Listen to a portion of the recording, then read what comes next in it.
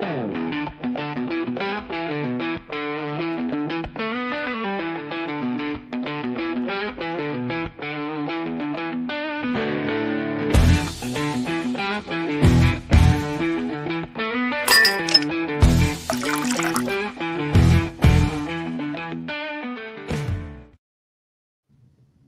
everybody, I'm Mike. I'm Bob. I'm Tim. I'm Parker. Yes. And this is the Board Game Rundown. Welcome to Whiskey Wednesday 138. We've got a special guest with us. It is designer and artist Parker Simpson. Parker, welcome back to the show. How are we doing tonight? Good, man. I'm excited to be back. We are excited to have you. We were big fans of Trash Dash, all those awesome characters and critters. And now you have something completely different. Yeah. So we are cooking up some exciting new stuff at Shiny Pigeon Games. So recently we merged with a company that I've worked with freelance, working on like the illustration side of things. But we recently merged together after some structural changes on their side. But it was No Box Games. But now it is the print and play division of Shiny Pigeon Games. Hey. So we are focusing on some printable games to kind of get some low cost, instant access games for folks that you can just print out at home. So how much does shipping cost on a print and play? Well, with the tariff situation, how it is, we have had to adjust something. No. Well done. Yeah, so with the print and play, it really just matters what kind of card stock you want to use. Nice. So that's the great thing about print and plays is it's just the cost of materials that you've got at the house. Our current game, Starfront Scouting Academy, is $5 for the download, and it packs an entire board game's worth of fun and excitement into a $5 package, so you can't really beat that. Plus gratuity. You got to add gratuity for that, so it's like $50 gratuity. Oh, just kidding. Sorry. What are you gonna say, Mike? You mean this Starfront Academy that's currently on Kickstarter and is already funded? That's the one. We should say hi to some people as well. But we Bob and I got a chance to play this one. We played it with the designer Chris and really had a good time playing it. Yep. That video is actually live on our channel if you want to see how this plays. But for those that have not had a chance to check this out yet, Parker, you want to give the kind of pitch on how this game works?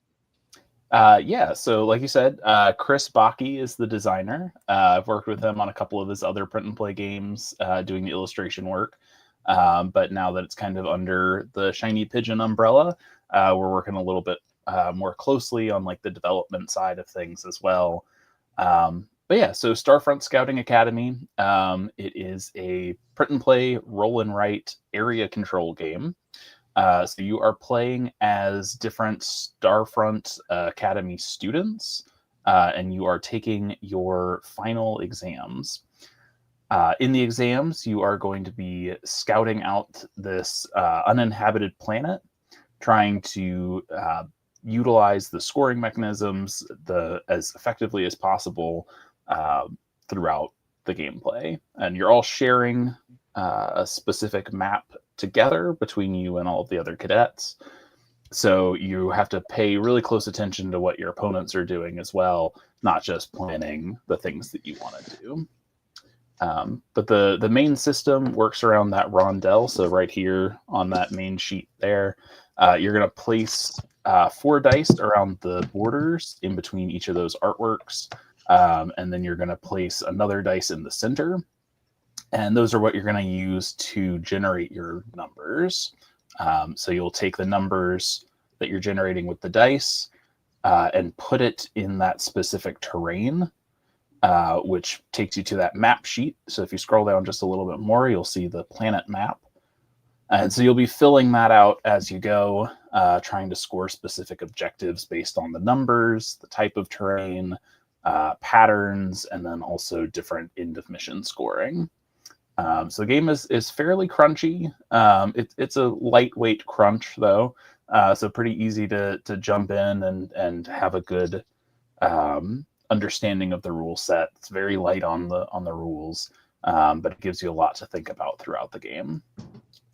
That is one metric I really love in games. I call it crunch per rule ratio. It's very easy to learn because all you're doing is selecting one die. But Or the two. kind of different things, or two, yes. And preferably two if you can get the doubles on that one terrain. But yeah, all of the different things that go into selecting one or two dice and where you get to scratch off and the combos you get to create down here. Really gives you a ton to think about on a turn. Dave, if you like the look, it's because of this guy right here, Parker. He does fantastic art in his games, and this one is no exception. Thanks, it offers a good amount of player interaction too, especially for like a roll and write. A lot of roll and writes are just kind of like solo games almost, and they're like everybody interacting with that same map, and you're like moving to block people, and you're trying to like sneak in your shapes and whatnot, and hopefully people don't notice you're about to score 8 points. And that was fun. Yeah, it's definitely not definitely not a multiplayer solitaire experience. There's a lot of getting in people's way, a lot of using the dice that somebody was hoping was still going to be there, because once you've used a dice, it's going to get re-rolled. So every time you're taking a turn, it's potentially influencing what your opponents are going to be doing. So a lot of, like you said, a lot of interaction. Yes, thank you, Brandon. I'll plug it again. We do have a preview on our channel. We did play this with the designer Chris, and played it on Tabletop Simulator and had a good time with it. But yeah, like you said, Bob, the interaction is great because like if you see somebody already has like this 3 ends of a square, you're trying to block that fourth corner of the square, and like you're willing to use up your special abilities to intentionally block that person from getting those in-game bonuses. It really does make you pay attention to what other players are doing, which not a lot of roll and writes do. Yep. And one of the other great things is that when we're in the final development of the game, we worked on getting a solo mode put together. So while it's not multiplayer solitaire, like a lot of roll and writes, you can play it on your own if you want to. There's an AI system that auto-generates spaces that get marked out after each of your turns, and that's based off of the dice that you do not use. So if you were to take a dice in let's say the top dice to generate like a mountain, the simulator would then take the 3 other dice that you didn't use and move that far in each cardinal direction and mark out a space. So if you've got a 2 to the left, 3 down, and 5 to the right, it's going to move that many spaces and mark out. So it's really challenging because it does mark out a lot of spaces, and you're kind of scrambling to keep things moving so that you're not kind of caught in the open with it suddenly ending the game with that one line connected. So yeah, the solo mode is definitely a standout as well. I'm really glad we were able to work something out to offer that with this game. Did I see, am I making things up? Did I see that there's a pledge level where you'll actually draw a person? Is that right? Oh yeah. Am I making Yes. this up? No. So the I think it's the Starfront graduate level. You get to submit photos of either yourself, a loved one, or come up with an original character to get a personalized copy of the game. So I'll work with you to do a digital illustration of your character as a cadet at Starfront. You'll get yourself a fancy scouting exam sheet that you can use in the game. So as you see in the one in the middle there, it's got the pre-loaded character, Beatrice, in the middle, that big picture, yeah. Mm-hmm. So each of the exam sheets has one of those 6 characters on it in the base game. But with the portrait pledge, you can actually get yourself on there as well. Nice. So you'll have your own little personalized scouting exam, and you get a diploma. So nice. you've completed the program as a Starfront graduate. It'll have your little portrait illustration, and you can actually choose which proficiency you majored in at the academy. So it's got a little image of the equipment type that you like, whether it's the buggies, the rover, the hovercraft, or the drones. So you can kind of specialize in your own little thing, and you can print that out and be goofy like me and put it up on your wall or whatever. So. Kind of. You mean like this? Oh yeah, that's this guy. Nice. I saw 100%, Carlos. That is ago. true. I'm like, that's great advertising right there. You do your own, put it as your profile picture, and people are going to be like, "Oh my god, I want that done to me." Mm-hmm. It's really good. Yeah. Bob wants to know, asking for a friend, how much is it for you to draw him like one of your French girls? Oh my. You have to be fully clothed to attend the academy. Sorry, Bob. Cap as well. We're a bunch of prudes at Starfront. Nope. But hey, listen. Dress code. What? Sorry, Bob. Yeah. But yeah, no, that the graduate level gets you everything in the base game, as well as all of that personalized stuff as well. So definitely check that out if you're interested in doing that. It makes a great gift for a loved one as well, if this is the kind of thing that somebody would enjoy. We need to give this a board game rundown bump. I need to see this 464 go up to at least 469 before we're done streaming here. So, well, Mike, you could do that by backing it.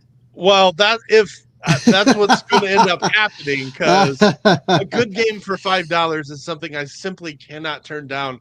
The only issue is the other print and play that I backed months ago, and I still haven't printed the files. Oh, so it hasn't shipped yet? Yeah. No. Man. I have the files. Well, it's not in your collection yet. You haven't shipped the it. fulfillment center, is trash. Yeah. We're always running behind though. That's the downfall of print and plays sometimes, especially if it's like a complicated build where you have to cut cards and like actually assemble a lot of things. It can just sit in your Google Drive and collect digital dust, unfortunately. It is actually just sheets, and I just need to print the sheets. Oh, come on, Mike. You got to do better than that. I know. That's what's nice about yours. You just got to print the sheets. Mm-hmm. Yeah, no assembly required. That's you just laminate it and you're good, right? Mm-hmm. Yeah. Can you laminate dry erase with this? Does this game lend itself to that? Oh, yeah. Okay. Yeah. So the way I like to do it is I never have good luck with laminating. So like I gave up on that because anytime I feed it through, it always gets like that thick line down the middle, like a crease or whatever. So I actually found it was recommended by a buddy of mine named Devin. Y'all probably had Devin. Oh, we know Devin on there. You put him in the menu. Oh, the menu thing. Yeah, he was telling us about that. Yeah. Which the great thing about that is you can just reuse those. You can get like a set of 10 of those for like $5 and just swap the games in and out. Right. Yeah, there you go. Well, those must be fancier than I have. Well, the funny thing is that the print and play that I haven't printed yet is Devin's Montoons. Nice. Because we've had him on the show. We played Montoons and really had a blast with it. And the menu idea is frankly genius. It's a really good idea for just a print style print and play like this. So yeah, really good idea. And you just keep them in there. Yeah. So much easier than laminating. But yeah, dry erase is the way to go with print and plays if it's like a writing game.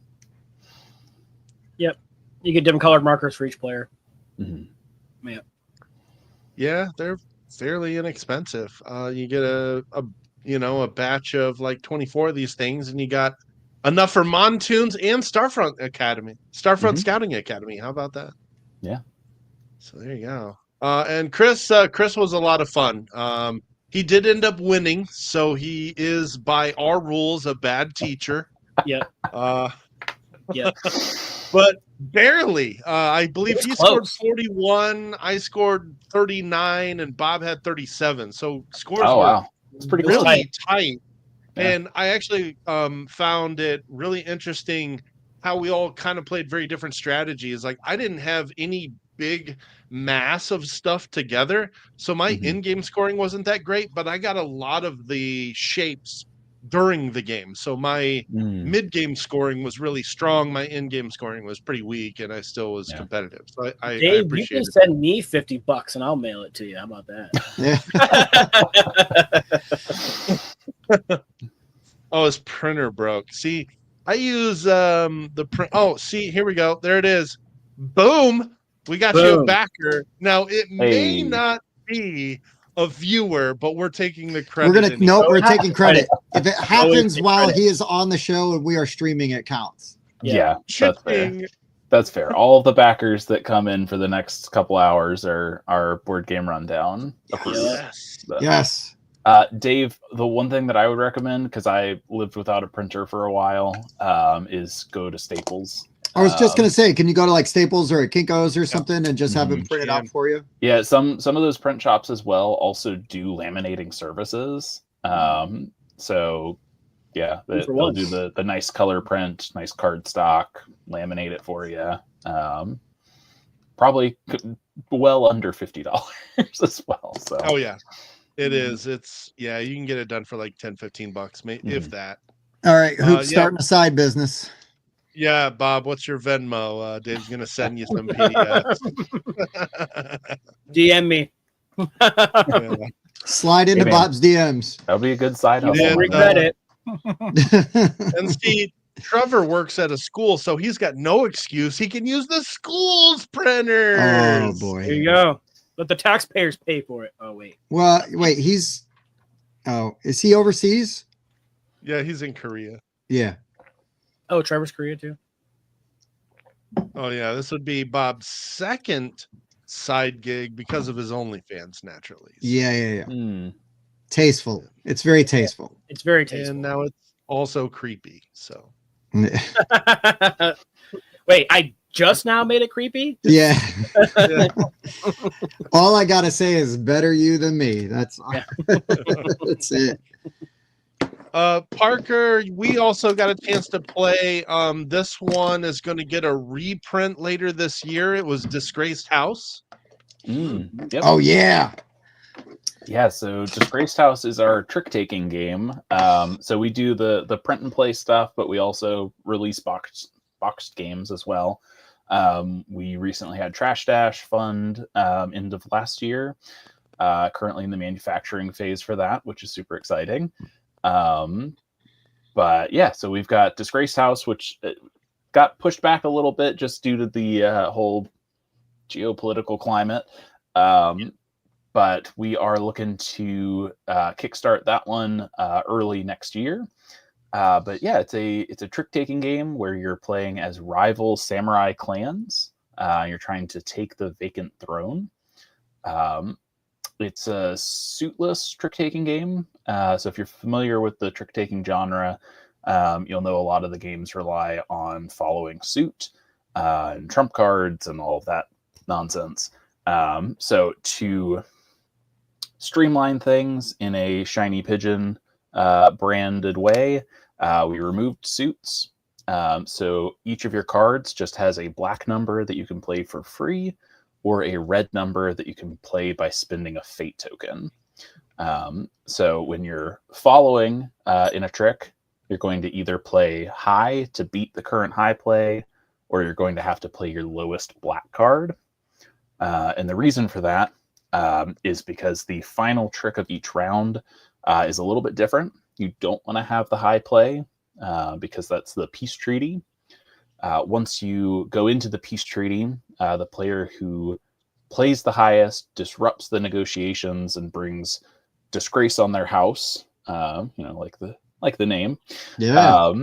But then everyone else who played is going to get points based off of their card's number. So they're getting a reward for trying to seek a peaceful negotiation.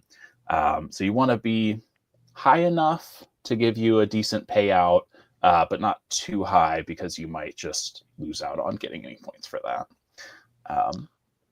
Yeah, but that's the main gist of Disgraced House. I thought we did a video on this, but I'm not seeing one anywhere. Yeah, we played it a couple times. We did shoot a video, and then Parker had said that the reprint was probably going to happen like later this year. Oh, so it's just in the can. We were going to delay our video to be closer to when that happens, but I thought this was a really clever trick-taking game. I liked that you had to spend a resource to play the other side of the card. And the fact that you get that special power before you play your hand, and you can choose whether you want to use it or not, and it can drastically affect the whole hand for that turn. And then how you're saving a card for the end during that tea party phase, but you don't want it to be a high card because high cards are bad during that part. It's very interesting. I really enjoyed it.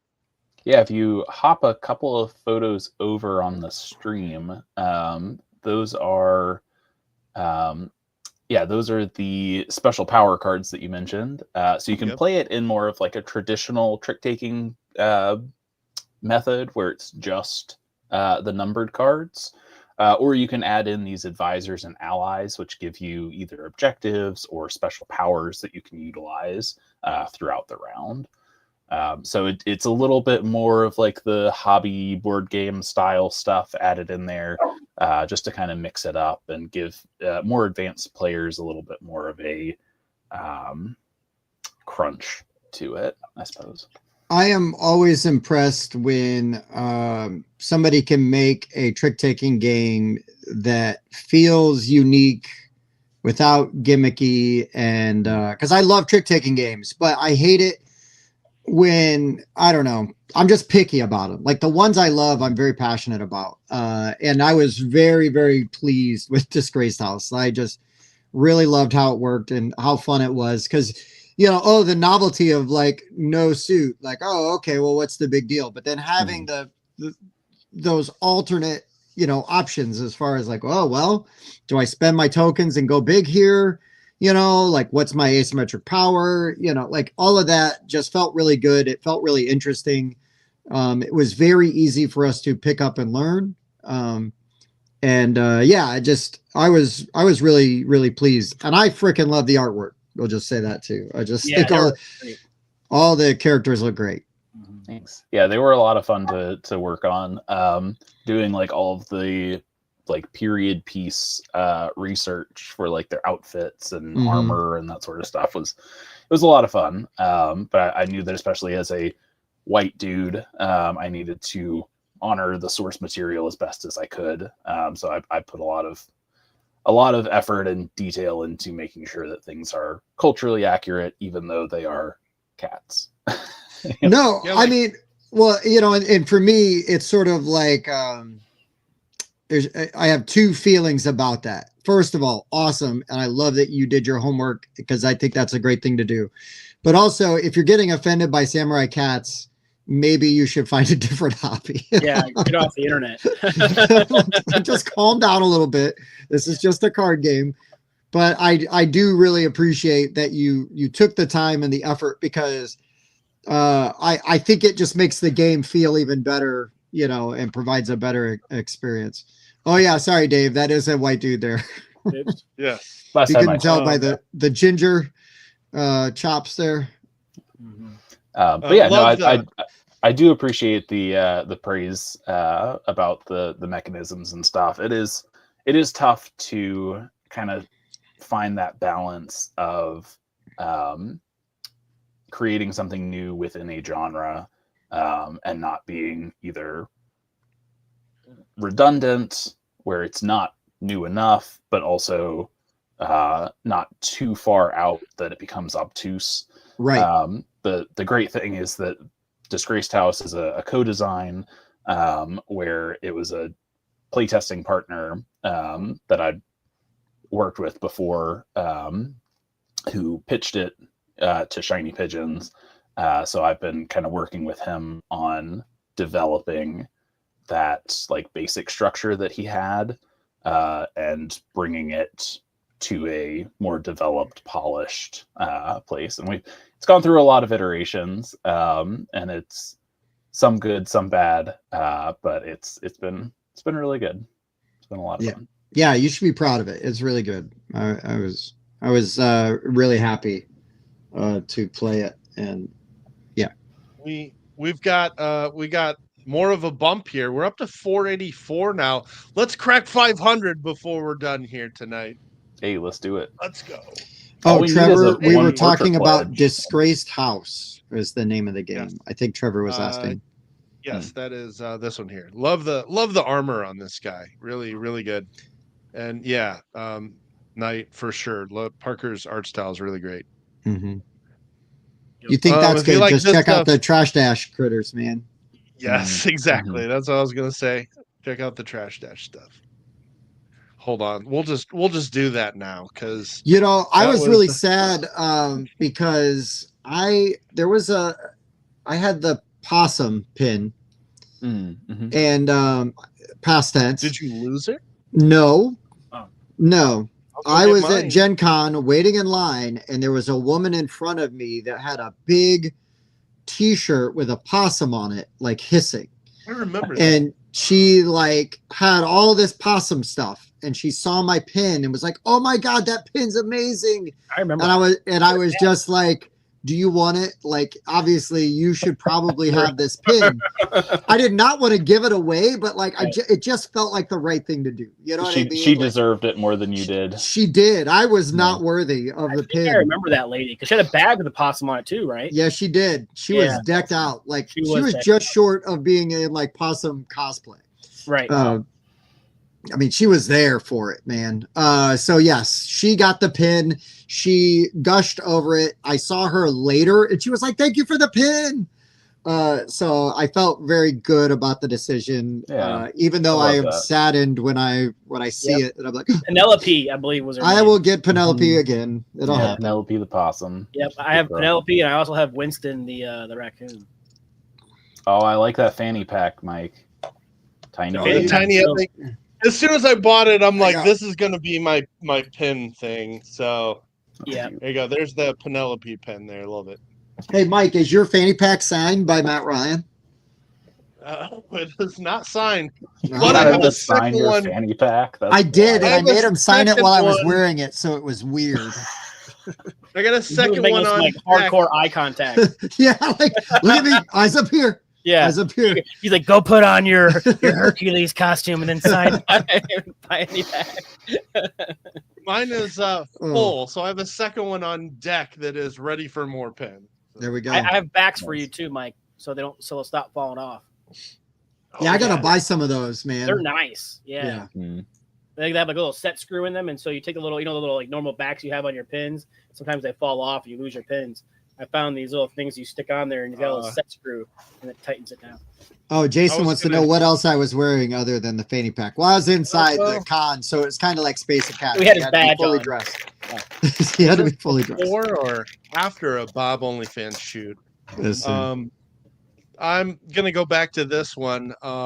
He said he Googled Trash Dash before I brought it up. You guys that can draw and design, I put you in the same reference as guitar players that can also sing, like that dual talent thing. Just very impressive to me. So well, I'll take credit on the art aspect, but like as for design, like I'm still figuring things out. Like I've only got a couple of years of design under my belt, so like right now, if I was the singer / guitar player, I'd be singing just fine, but I'd be kind of like strumming the same couple of songs over and over.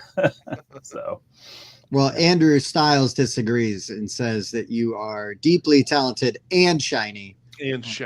Oh, and Andrew is a big fan of Disgraced House. Yes, he was like spreading the gospel of Disgraced House at Tantrum Con this past year. Andrew definitely likes himself a good card game. I've learned that about him. And he is also deeply talented and shiny. He is 100%. Yeah, but better designer. A sharp dresser. Hey, yeah, he is. He's a classy dude. Dave wants to know was that the game with the full-size dumpster at PAX U? No. So Trash Dash, you didn't have a dumpster? Oh. No. There are a lot of trash-themed games popping up lately, which is like trash is having its moment, which is weird. Yeah. Okay. But also, like, I'm just happy to be in a hobby that accepts all sorts of weird stuff. You hear that, boys? There's a chance for us. If trash is in, we are chic. No, whatever works though, man. Enjoy, if it helps, if people are into it. But I would say that Trash Dash also, it was super fun racing game all on its own. Whether it was a trendy, theme or not.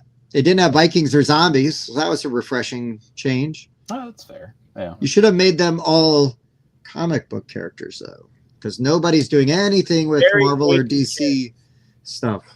What is? Get out of here, Bob. Marvel? What is Marvel? I'm just, yeah, no, it's a thing. It's a different nerd segment. Oh. Let's not derail that much. Yeah, no doubt. Oh, man.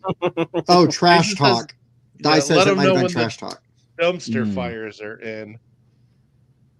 Now, Parker, you're not going to be at Gen Con, right? I am not. No, yeah. I've done most of my outings for the year. I was just recently at Dice Tower East a couple weeks ago as well. Nice. But yeah, with a 3-year-old at home, it's kind of tough to travel a lot. So yeah. I figure with Trash Dash being in manufacturing right now, I don't have any physical product to move at conventions. So like to offset the cost and the time and everything, it really doesn't make sense to do a ton of events. Save it for next year, if you got stuff and. Yeah. Speaking of trash being in, how cool was this self-made sort of setup for the photo shot? This oh no, that's good stuff though. Like it's right on brand. I love it. Yeah, no, that was the great thing with so Trash Dash is my first game that I've brought to market through Shiny Pigeon Games. So I've been winging a lot of like the extracurricular stuff, so like marketing and that sort of thing. So doing photo shoots and like getting like videos and stuff made, I was like, I'm just gonna do this myself, like save some money, and if it turns out okay, then that's good enough, and then like eventually I can get professional stuff done. But the fact that it is trash themed made it so much easier to actually set up these like photo shoots and videos and everything. Like the overview video, like the Kickstarter video for Trash Dash. I got some friends of mine together and we met literally in this back alleyway with a bunch of trash cans and stuff like set up. And I was like, all right, folding table, set up the game, good enough. Nice. So the photo shoot right there with all the cardboard was literally just a bunch of Amazon boxes cut up. My life is a mess, just if that isn't apparent. Once you said 3-year-old, man, it is controlled chaos at that point. Yeah. Awesome. Well, Parker, there was a question earlier from Carlos, and he is our good question asker. He writes all the questions I have down so he can ask you later. Yeah, no, he really does come up with some great questions, and I have my own theory on this, but he wants to know, why do you think space games are so popular in the board game hobby? I don't know, honestly. Like something about the unknown, I think, calls to people, and space is like that, like final. You can do anything in we'll space. call it. Yeah. Ooh, that's a good term. Yeah. I should have used that for nobody's it's original.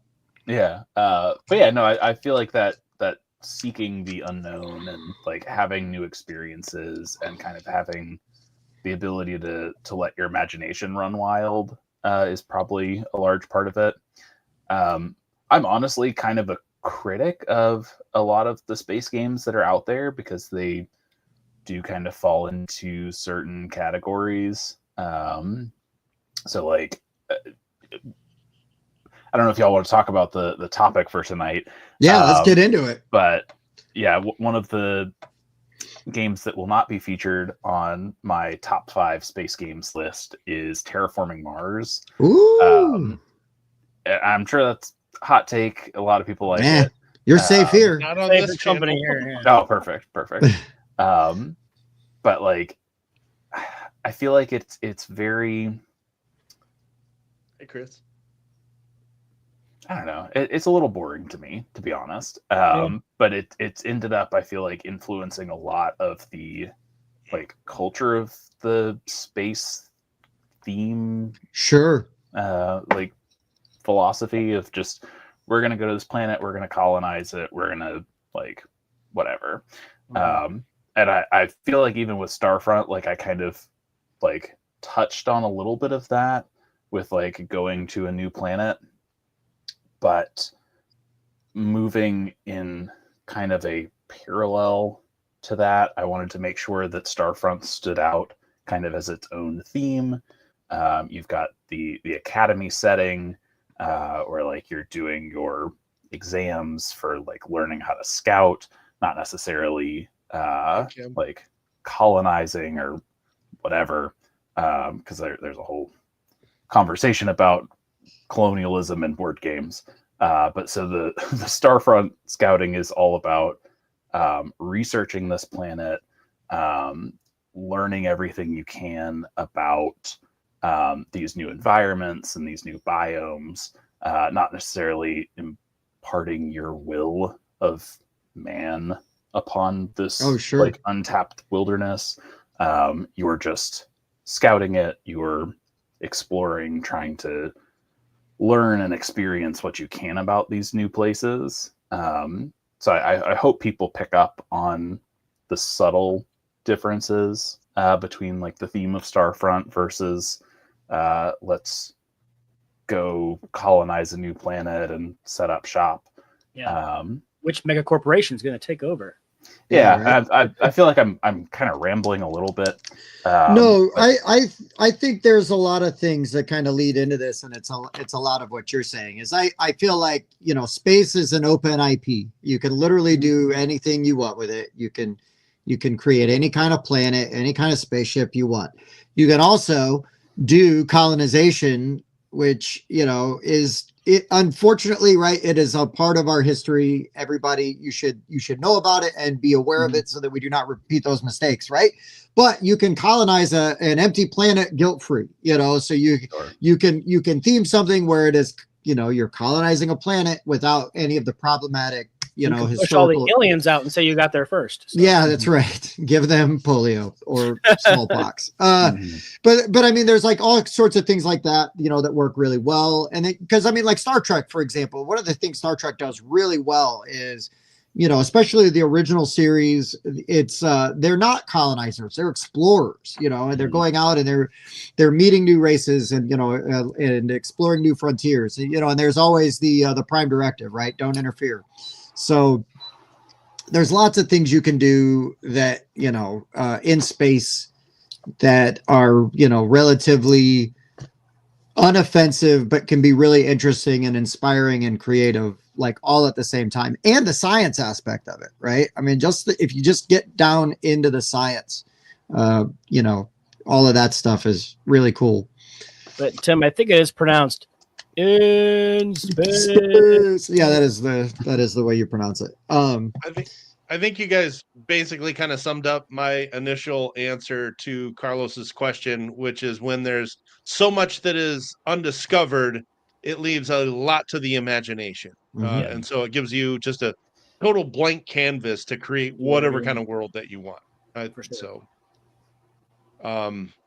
But yeah, that being said, we should probably jump into this top 5 space game list.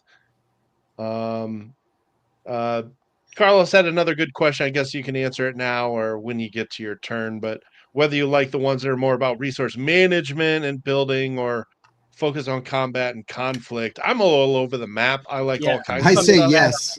Yes Yeah. is my answer. Pretty much. There's the some answer, that we've it's the right one. There's some that we've talked about a lot that are more combat and conflict based. So my list tonight does focus more on the resource management type space games. Interesting. Yeah, my list is muddled, but it does lean towards the conflict side of things. Nice. I'm all over the place. A bit. Yep. In general, that's true. Yeah, All also right. true in life. All right. So as right now, not necessarily my favorite of all time. So yeah, also true. The favorites right now.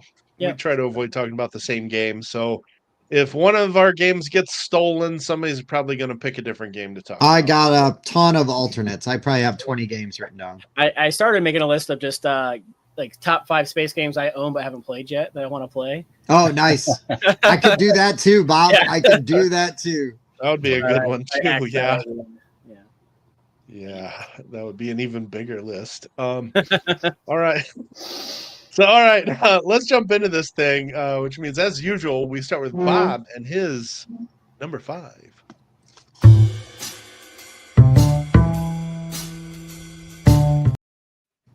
All right. What he said.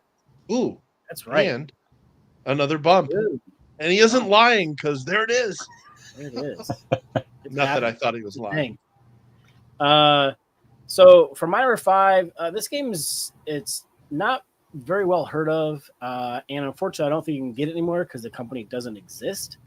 But one of the last games they put out, Galaxy Hunters, is a really cool. It's basically like a worker placement game, but your worker is like these huge like mechs, and you have like your pilot, and you have these hexes on there, and then you get your mech suit that has hexes on it. And then they mesh together. And then depending on how good your pilot is at certain skills, shows you how like what different actions and stuff that you can take. And it's just really interesting. And you had to buy like one of the expansions to get like the whole mesh together like thing. I think it's like what do they call it? Galaxy Hunters. Where is it? There it is. No, I can't see the name of the expansion. But anyways, it's just really interesting because it has all these different planets with all these like different monsters, and you're sending your workers out and you're fighting these different things and moving up and down the tracks. It was a lot of fun. I've only played it probably 2 or 3 times, but I really enjoyed the way you get to pick the different pilots that are good at different things, pick the different mech suits, and then mesh them together, and then go out and do. Yeah, you get these little energy cubes, and you get to do these different actions. It was really enjoyable. So how'd you say the suits and stuff, you said they're modular? Yeah, so if I can kind of keep scrolling through some of the pictures, you might get to see it, or I can grab it. So keep going, Mike, keep going. Yeah, some of them have more blue, some more red, right. some more green. Then so those are just like the actual like mech things. You gotta find the pilots and where they're meshed together. They're just showing you the different there's not a there we go. Now I'm getting into there's the board going. So there you go. See the really pilot right there on the bottom left, how you have all those different like abilities, and then like the different mech suits and stuff will kind of like slide into the side there. And so like they kind of like mesh up together, and it gives you like the different ways to activate the different abilities. And it was just really interesting, and I hadn't really seen a whole lot of that at the time I got to play this. Yeah, and, that's really cool. Yeah, there's a few more mech right there. Stop. There you go. So you get these other abilities that you like draft or whatever, and they can go across the top, and you get the ones across the bottom. And the way that kind of like meshes in there, it's a really cool, way to play it. And the mechs have different like energies. Like I don't know if you've played not necessarily BattleTech, but what are some of those other like mech games where you've got like different like energy levels and heat levels and things like that you kind of have to manage. And so BattleTech is heat sinks. Okay. Yeah, there's another one too. There's another one too, though. Yeah, Mech Warrior. Yeah. Anyways, But so that was the base one, the picture that you just had, and then you would get those different hexes and get to put them around your suit and whatnot, and it's fun. It's basically, it boils down to a worker placement game, but these are your workers, and so it's pretty exciting.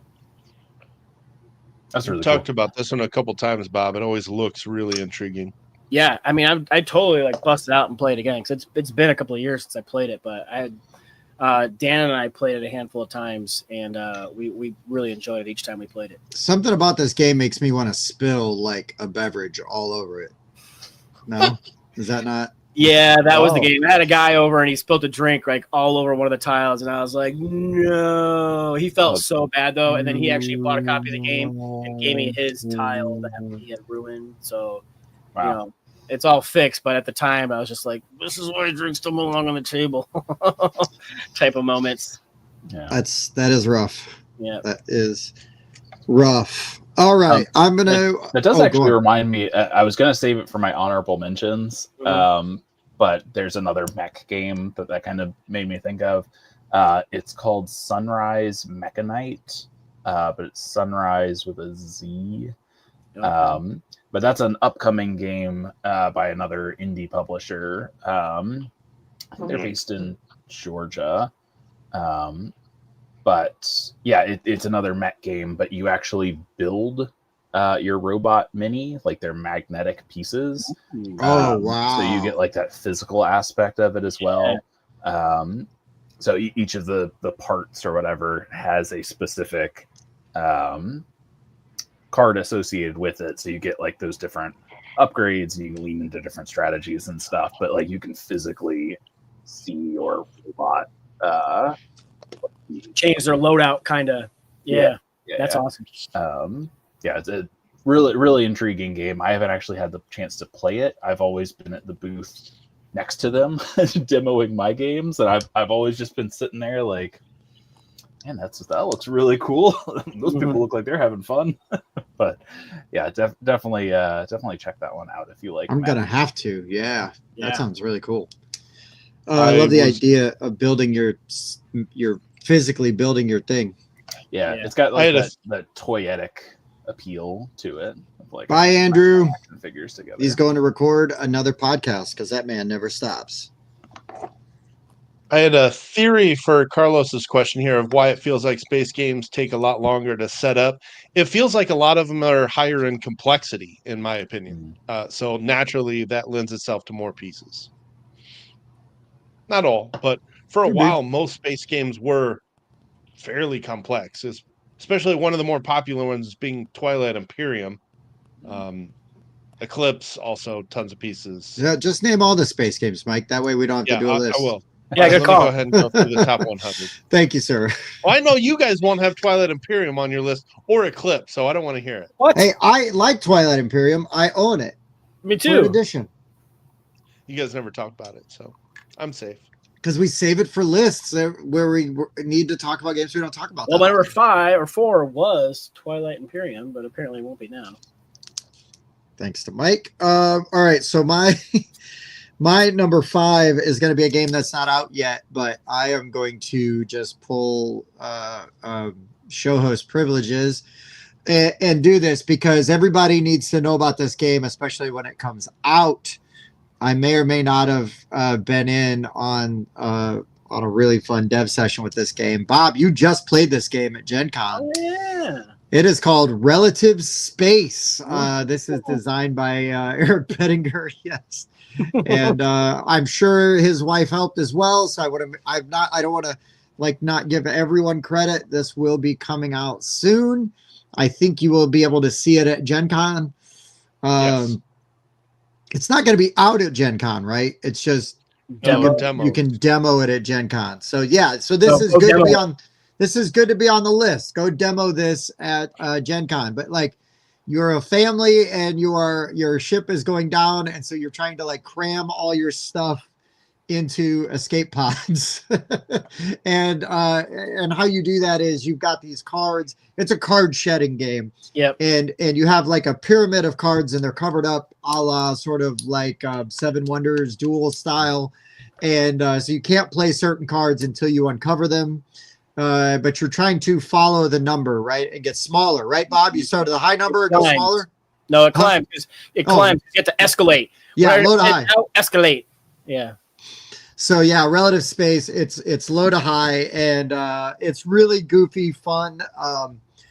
I enjoyed the hell out of this, and I'm really excited that this is going to see the light of day really soon. So I don't see any dev credits for you on that, Tim. Well, the rule book's not out yet, so calm down. Just saying. Mm-hmm. I love a good pun, so the title and theme and stuff are fantastic. Yeah. Oh, that was the other thing, right? Is they did a really great job with that title and with what you're doing. Right. So yeah, that's a very good point. It is.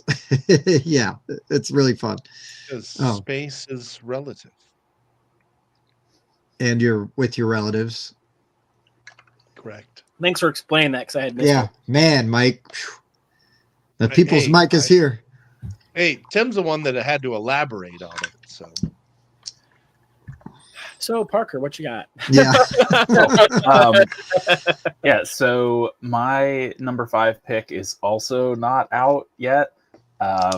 It's also actually not signed yet either. So I actually played this at a playtesting retreat with the designer Scott Brady of Boop fame. Yeah, Hues and Cues, caution signs he co-designed. He's got a lot out there. Yep. Yeah, he's a monster when it comes to design and stuff. But this one stood out to me. It's in the final development process, and he's currently pitching it around. So if any publishers are watching this that need a fantastic mass market game, it's called Alpha 24. It is a word game where you're playing as a team of astronauts. It's a cooperative game for all players, not like semi-cooperative or anything like that. But certain players are going to be the space station, and 2 players at a time are going to be astronauts. And the astronaut role changes every round. So every time a word is successfully guessed, the astronaut role will move over. But I think thematically you are trying to get some sort of code word back, but your messages are being intercepted. I don't know. But it's based in space. You're playing as astronauts. But essentially you've got 24 letter cards, and they all start face up on the table. What the astronauts can do is they can choose any word that starts with one of the letters that's face up. The astronauts cannot tell each other what they think the clue should be, but you do get to, I guess, subtly negotiate of like, oh, I have a really good word for this. Like, how confident do you feel about your word? And like kind of suss that out.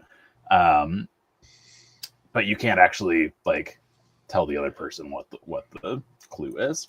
But yeah, so you guess the clues, or the space station guesses the word based on the clue that the astronaut gives.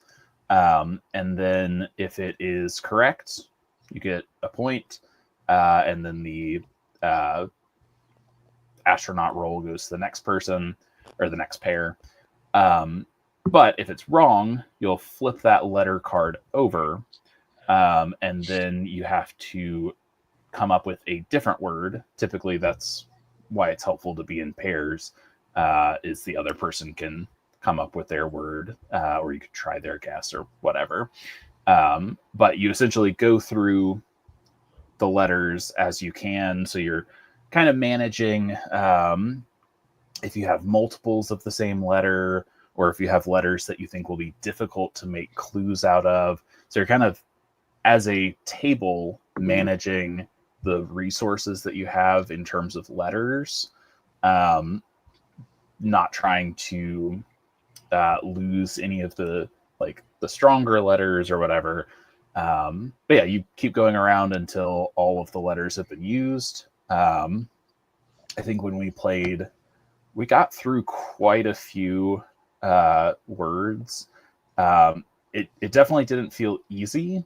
It was certainly a challenge to do, but I mean, we nailed it. We're a bunch of big brain people. There you go. So we got pretty far in it, but it was really enjoyable because having that partner when you're playing as the astronaut gives you a little bit of flexibility. Like you don't have that moment of like, oh, I feel stupid, like I can't think of a good clue. Like you've always got that lifeline.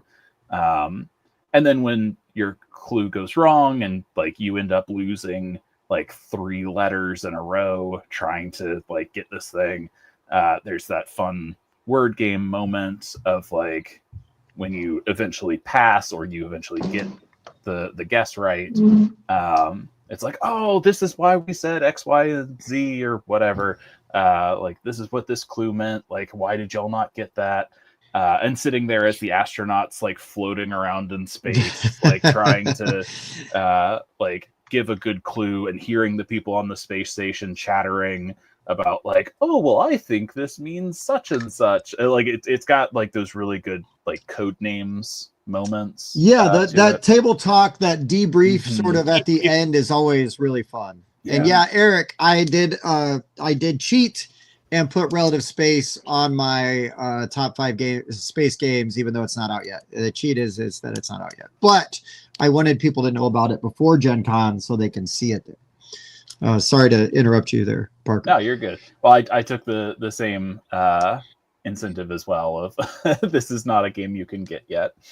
But yeah, no, it's super fun. I think this would probably be my go-to like word party game. Like I love Codenames to death. Me too. Like, this one is just, it's so solid. It's just a deck of cards. Like, so it's a lot more portable. Yeah, I don't know. It's a really, really good game, and I'm really hopeful that somebody picks it up soon. Because I need a copy. Yeah, hell yeah. I know how that goes. What up, Wayne? Thank you for joining us. All right, yeah, Mike. That's my number 5, Alpha 24. Sounds interesting. All right. So my number 5 may not immediately appear to be a space game. Oh, here we go. Tell you the mythos. When I tell you the mythos, it is undeniable. The story of this band is carved across the history of this barren and hopeless planet. Gwar. But they themselves are not of this world. Their story begins in the deepest reaches of outer space. Long ago, the beings who would become this rock band were part of an elite fighting force called the Scumdogs of the Universe. For eons, they served as thralls to a supreme being known only as the Master. But one by one, each future member of the band earned a glaring reputation for being an intergalactic fuck-up. And so, they were banished, sent away on a fool's errand to conquer an insignificant shitball floating in a dark corner of the universe, the planet Earth. Once here, Gwar shaped the face of the globe, destroying and rebuilding the natural world and giving rise to all of human history. Aliens to some, gods and demons to others, or scumdogs, fucked apes to create the human race. And this fateful, unplanned pregnancy would prove to be disastrous. And that's why my number 5 is the deck building game Gwarverse Time. That's awesome. What's funny is like you started this little rant and like I didn't know. I'm like, it's got to be like Gwar or something. I knew it was Gwar the second I knew it immediately, but I am a little familiar with Gwar. So all of this went way over my head. You're fine. Trust me. You're fine. Very classic old school heavy metal band known for Shock Rocky. wearing ridiculous costumes and shooting stage blood all over the place. Mm. They have a very thick history and lore. Yeah. And this is kind of what they look like when they're drawn into a board game. They wear big foam outfits like spikes and they look like Space Ninja Turtles. Yeah, they even have movies and stuff. They're Wild. You can see that dude's balls hanging out. Yes. Been around for decades, and they actually made a pretty decent deck building game. This is not bad. Yeah, it's now to be fair, it's not as good as the ICP deck building game, I'll be honest. But it is a classic. It's just not from outer space. It's right. It's a classic 2-resource deck building game. You got 1 resource for buying new cards, and you've got 1 resource that you use to defeat enemies. Every time that you buy a new card, you tick down a timer, and that's the time that you're up against. The game ends when the time runs out, and then highest score wins, and every card you defeat and every card you recruit is worth a certain number of points. It's not going to blow anybody's mind, but you've ever considered a sort of out of this world, uniquely themed and illustrated deck building game, Guarverse Time is pretty decent. They really missed an opportunity, though. They should have gotten the artists from the Epic Spell Wars to do their art, because that art on those cards is Guar art, if there ever was Guar art. Yeah, it's closer to Rob Zombie, but yeah, I hear you. But that would fit too, though. Right. Yeah. Same vein. Yeah. Kim, I actually just as soon as I saw this, I was looking for their story to make it believable that it's a space game. And as soon as I saw this paragraph, I'm like, I'm in like Flint. So a little bit of embellishment, and there you go. We've got a space game. But yeah, it's pretty decent. And as a big metal fan myself, when I saw this at a store in Cleveland a couple years ago, I just snatched it up right away. I'd never seen it before in person. I would buy this just for the novelty. Exactly. Yeah. And I got to play it with Jason Smith from the Board Game Mechanics, a friend of Kim's, and we had good fun with it. So there you go. He's the dude to play it with too. He would definitely appreciate it. I think he owns one of them too. Yeah, he does. He taught it, and he's one of the very few people that has got a review of this game. Nice. So Jason loves to review obscure games, and he succeeded with this one. He's my hipster soulmate. I love it. That's awesome. That's great stuff. We'll get a little bit more mainstream from here on out, but you know, gotta throw a couple curveballs into the list just for fun. All right, Hoop. All right. Back to Bob for number 4.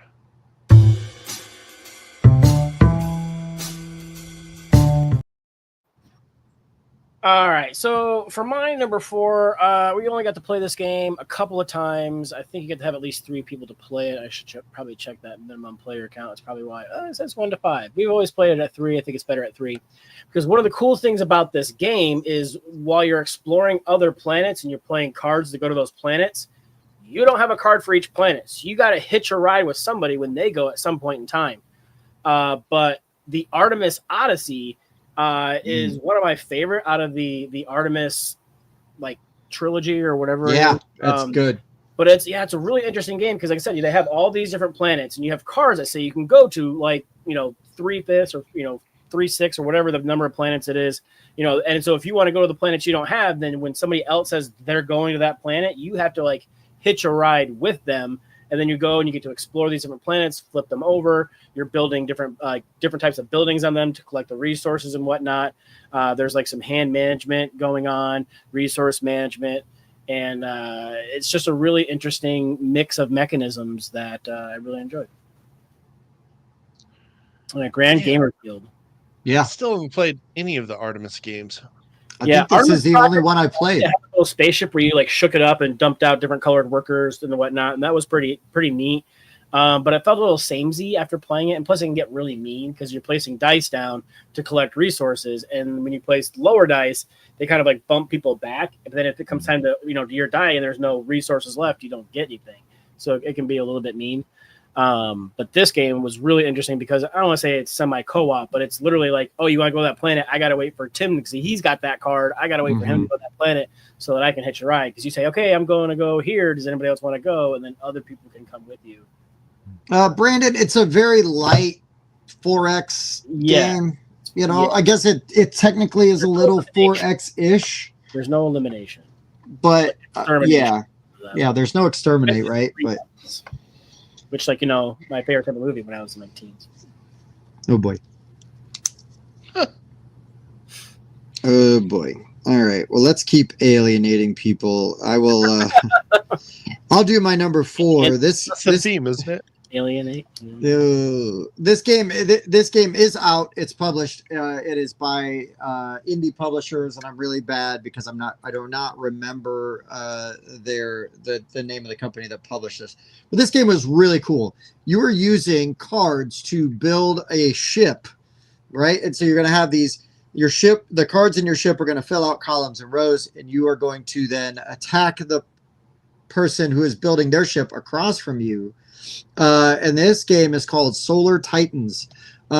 This game was really good, really fun, and I don't know, like, because there's some joy and like, okay, do we build shields? Like, what are we doing? There's a little like galaxy trucker, to like, what part of my ship am I going to protect and what am I going to focus on shooting and destroying? This game was really, really clever. It had a relatively small Kickstarter. Obviously, it was successful because it's out. But this game's really underrated, underappreciated. I just think it does a lot of good things and is really unique. It definitely needs more eyes on it. It was a very interesting game. It was fun. Yeah, I hadn't played anything like it. Stronger, so you're like dealing damage down these like rows and like trying to blow people's ship up, and yeah. It was really fun. Wasn't this the one where like they started playing around with a game that they thought their game group would enjoy, and then they're like, let's do a Kickstarter? Oh, I don't know. I don't remember that part of the story. Maybe. I believe their website said something like that. Oh, okay, maybe. Yeah, it looks cool though. But the way those ships can kind of form, you're kind of restricted to these rows, but at the same time, your ships are going to have different shapes and armaments and so the way that you're going to activate them and use them is really interesting, really fun. I just want to give Chris props for knowing Scooter from Borderlands. It's one of my favorite games of all time. Catch a ride. All right, as you were. Is that who Jack Black played in the movie? No, he played the Claptrap, the robot. Oh, Claptrap. Okay. Scooter's not. Okay. I played Borderlands on Xbox 100 years ago and didn't get it and never played it again. I've played every one. I played like 15, 20 minutes of it and I was like, I'm out. Catch a ride. Okay, so yeah, Solar Titans is my number 4. Parker, what do you got for 4? So my number 4 is one that I actually haven't played since I was a kid, because I don't know what happened to my copy that I had. I think my brother has it, hopefully, because it's really expensive apparently now. But yeah, my number 4 is Star Wars Epic Duels, which, for folks who are unfamiliar, has been recreated as Unmatched. So Star Wars Epic Duels was a standalone board game where you could mash up all of these Star Wars characters from the original trilogy and the prequels and make them beat the hell out of each other. So each of them has their own little minis and their own little decks. So it's super modular. You would just fight in like these stupid rectangular arenas. but you'd have your main hero and then their sidekick, who's either, I think you either get two like minion characters, or you get like one weaker character. So like Darth Vader comes with 2 stormtroopers, but Han Solo comes with Chewbacca as his sidekick. So all of your cards would be able to control either of those characters, but it's got that nice play then reveal mechanism with the attacking and stuff, which is carried over into Unmatched.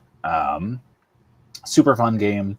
I honestly wish that they had made a new version of this, because like I love the Unmatched system, but there's no Star Wars characters in it, and like that's why I had this game as a kid, because I was a big Star Wars kid.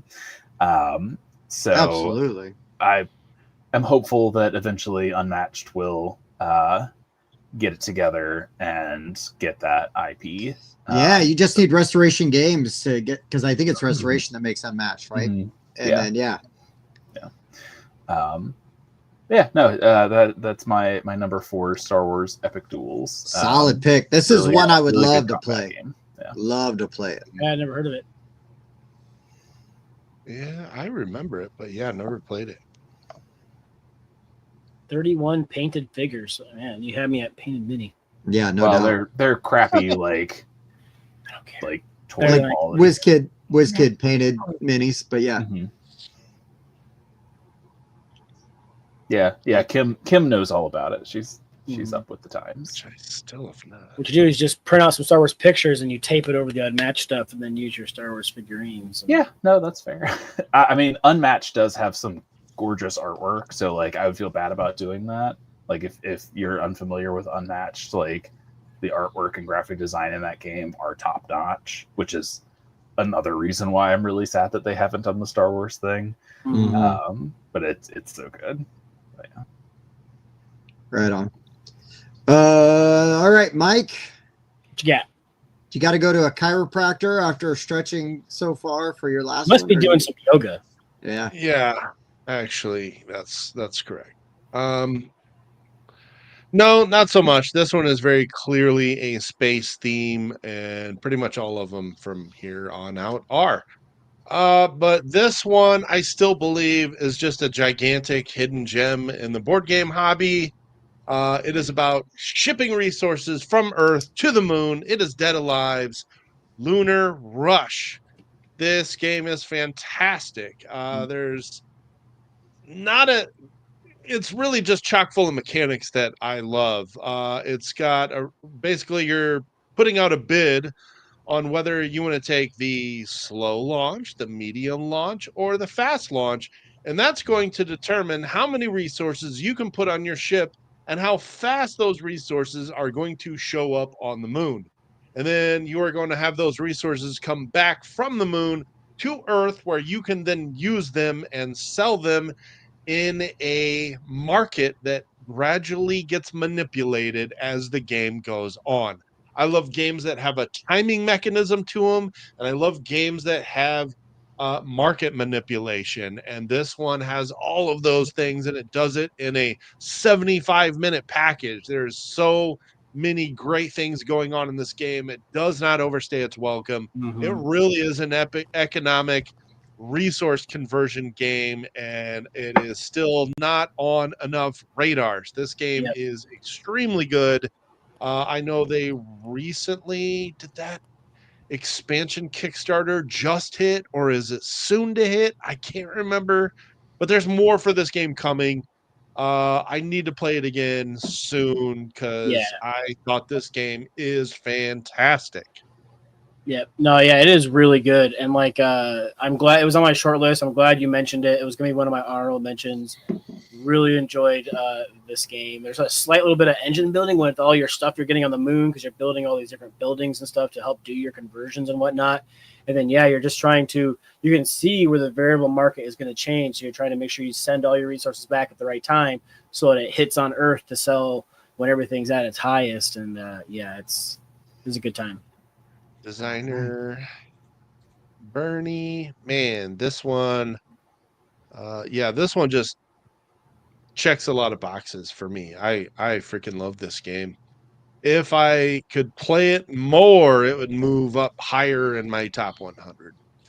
Carlos has had like a couple good questions that we He haven't has. even been able to hit all of them.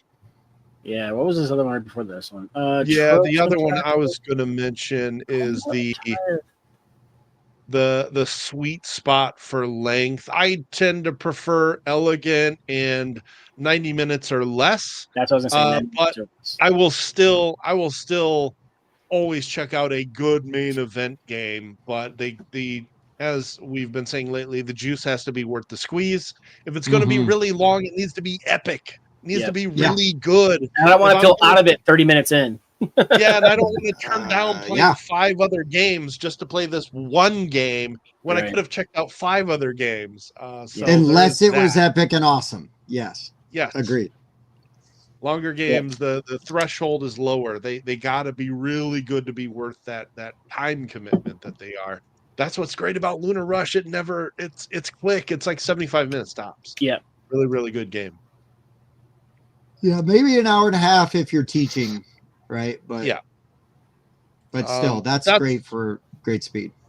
That's what I thought, Kim. I thought it was upcoming. They had not launched that yet, so gotta grab that expansion. They've got a Lunar Rush trick taking game coming out, designed by Charlie McCarran. Lunar Skylines, and I think you can buy it at Gen Con. So there you go. That's my number 4. Not a reach, just a damn good space game. All right, back to Bob for number 3.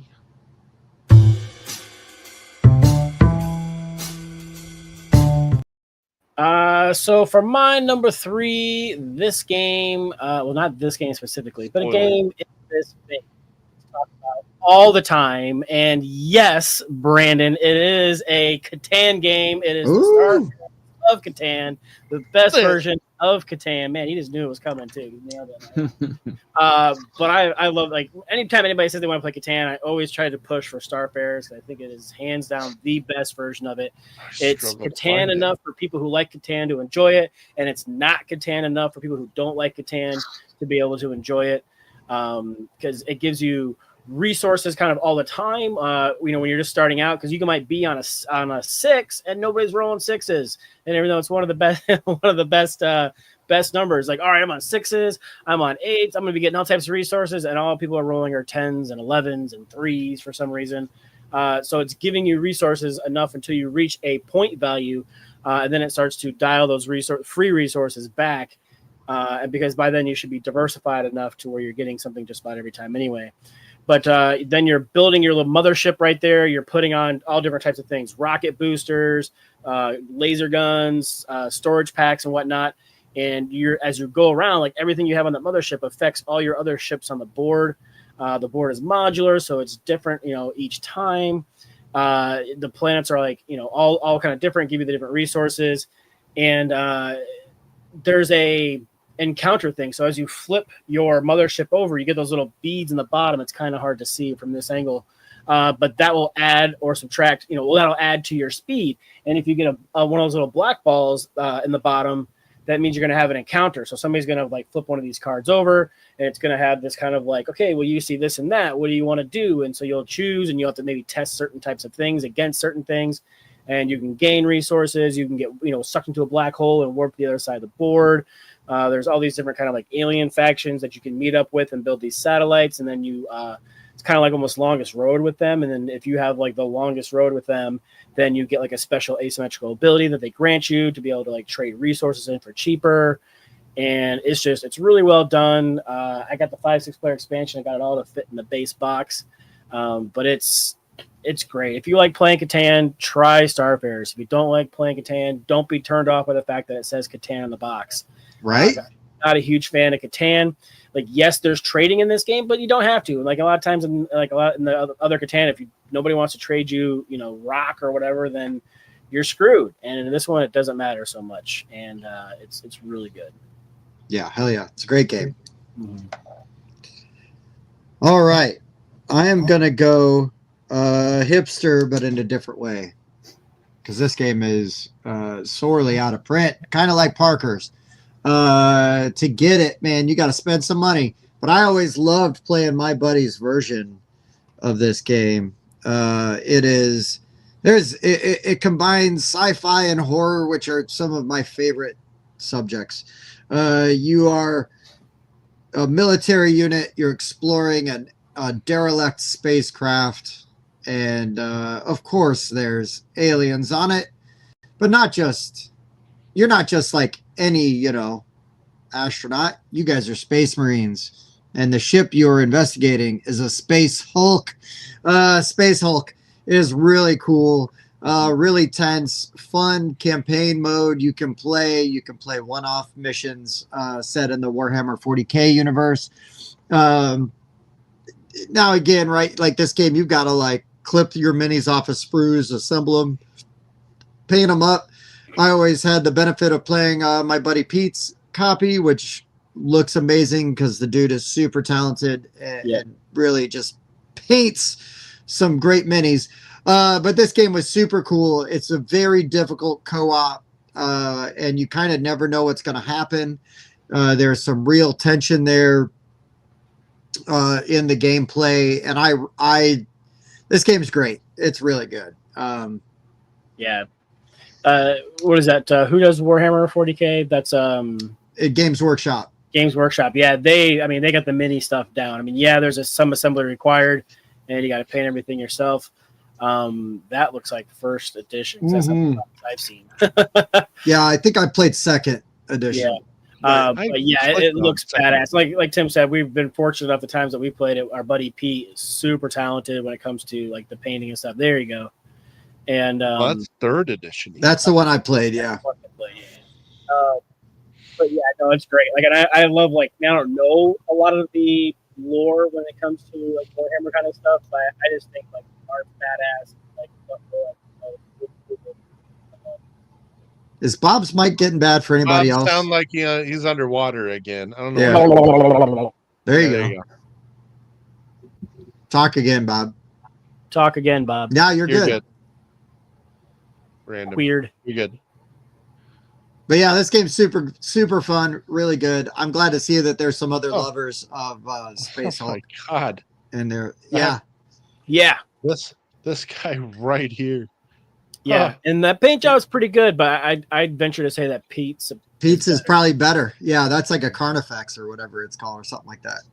Yeah, I mean, I have some Zombicide minis of his I could show you, but it's different.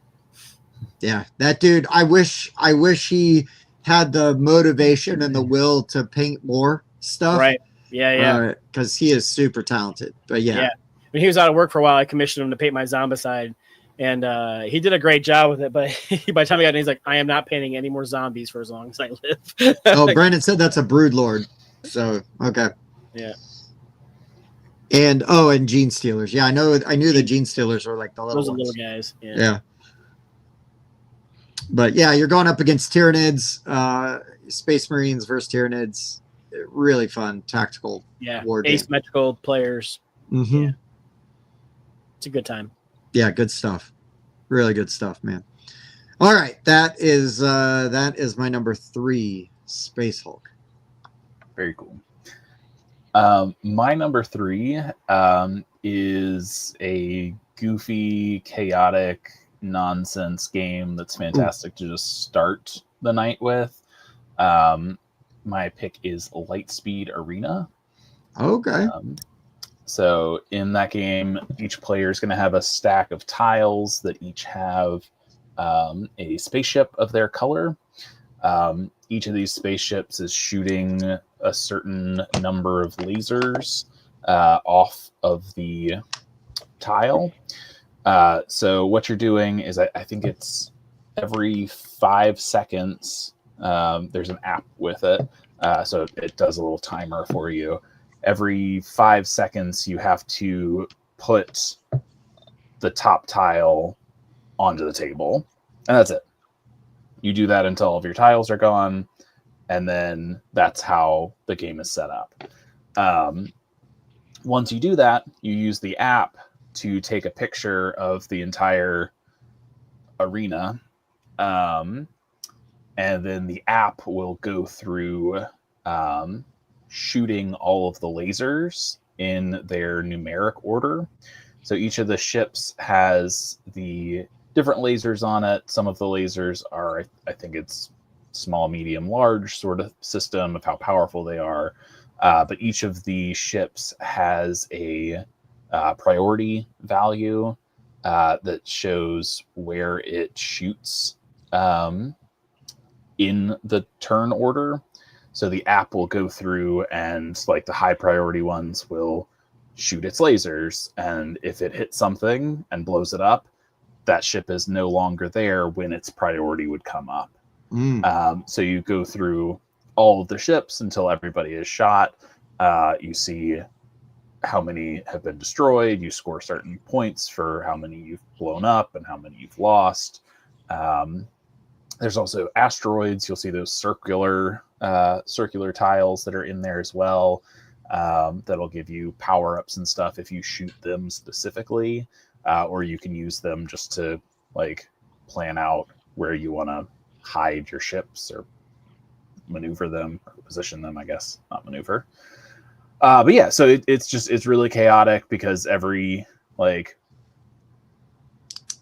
go, okay, go. You have to like it's over in a couple of minutes. But yeah, I love that kind of stuff. It's so snappy, and you obviously can't judge exactly where your lasers are going, especially because everybody's slapping down their ships at the same time. You also have to hit the ship art on your opponent's tiles. So not just the card, but the actual ship. Not just the actual square. You actually have to hit the ship directly. So it's that much trickier as well. So you really don't have the time to sit and tinker with it. You may be able to do that every once in a while for a couple of your ships. But especially as things are spreading out and more ships start getting cluttered, it's super goofy. It's not everybody's thing for certain, but it's a great way to kind of get everybody in the into like board game night atmosphere. I like these kind of games. Loosen everybody up, like let's just have some fun. Yeah, especially like you got stuck in traffic on your way over, or you just had a fight with somebody, and like whatever, you get to game night. This will totally change your mood and get you right into like I'm here to have fun. Yeah. Let's do this. Let's move on to the next game. Really good primer for board game night. Cool. Yeah. Oh yeah. I hadn't heard of that one. I wrote it down. Brandon said he's checking that out at Gen Con. So is that coming out at Gen Con or is it out? Is it new? It's out. Okay. I don't know when it came out. It's recent. It says 2025. It says 2025, so maybe they have we have not gotten to the tease in our Gen Con preview yet. Yeah. It's under what is that, Tablescape or something? Yeah, next Wednesday. Make sure you watch. Booth 229. Nice. There you go. Well done. You go. Nice. Lots of names on this designer list, but I do recognize Tom Jolly as the co-designer of Manhattan Project Energy Empire. Yeah, I've only ever played other people's copies of this, so I'm not actually sure how to track down a copy. Nope, that's fine. We'll figure it out if it'll be at Gen Con. We'll be there. Gen Con. Yeah, it's a good one, though. I think at events, they do sync up the app to like a television. So you can actually like see everything going on, but definitely use it like if you're playing it at home, like have a tablet like on your phone is going to be really tiny to see. Oh, sure. So I definitely cast it to the TV. That's what I usually do for games like that. Like I play like a lot of Descent and whatnot, and so I have it on my tablet, but I'll put it up on a TV I've got right by my gaming table. So. Yeah, it's perfect for that sort of thing because it's really goofy and epic, and when your ship blows up, like it's got like the sound effects and everything. It's they did a really good job with the app. Nice. Yeah, that is my number 3, Lightspeed Arena. Cool. All right.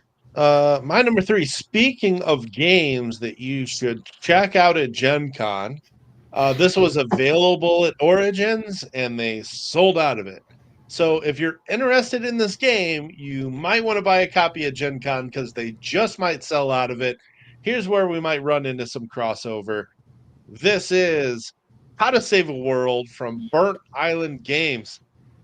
This game is really good. So this is a worker placement game, and it is a game about how would you go about saving a world? Would you build a powerful laser that's tracking the asteroid's approach and will fire as soon as it comes within range? Would you build an energy shield that just might be enough to deflect the approaching asteroid? Or in a final desperate attempt to preserve some of the unique species on the planet, do you go with an evacuation plan? Well, as you are doing your worker placements on this planet, you are slowly building a bag. And inside of this bag are the different colored cubes that match the, if I can find them, we'll get there. Not a ton of images. But you start to build up a bag, and each one of these has to do with these 3 different ways of saving the world. And as you are playing this worker placement game and you approach the finale, the asteroid slowly gets closer and closer to the world. Each round passes, it'll move forward the planet. And I just love that visual of on the last round, the asteroid impacts the world. And then whichever one of these actions you have take the most moves up these tracks, and that's how many cubes you're going to pull from the bag and determines which one of these methods is actually going to save the world. And depending on which one you've invested the most in during the game, you'll score more points for it based on how far you've gotten up this track.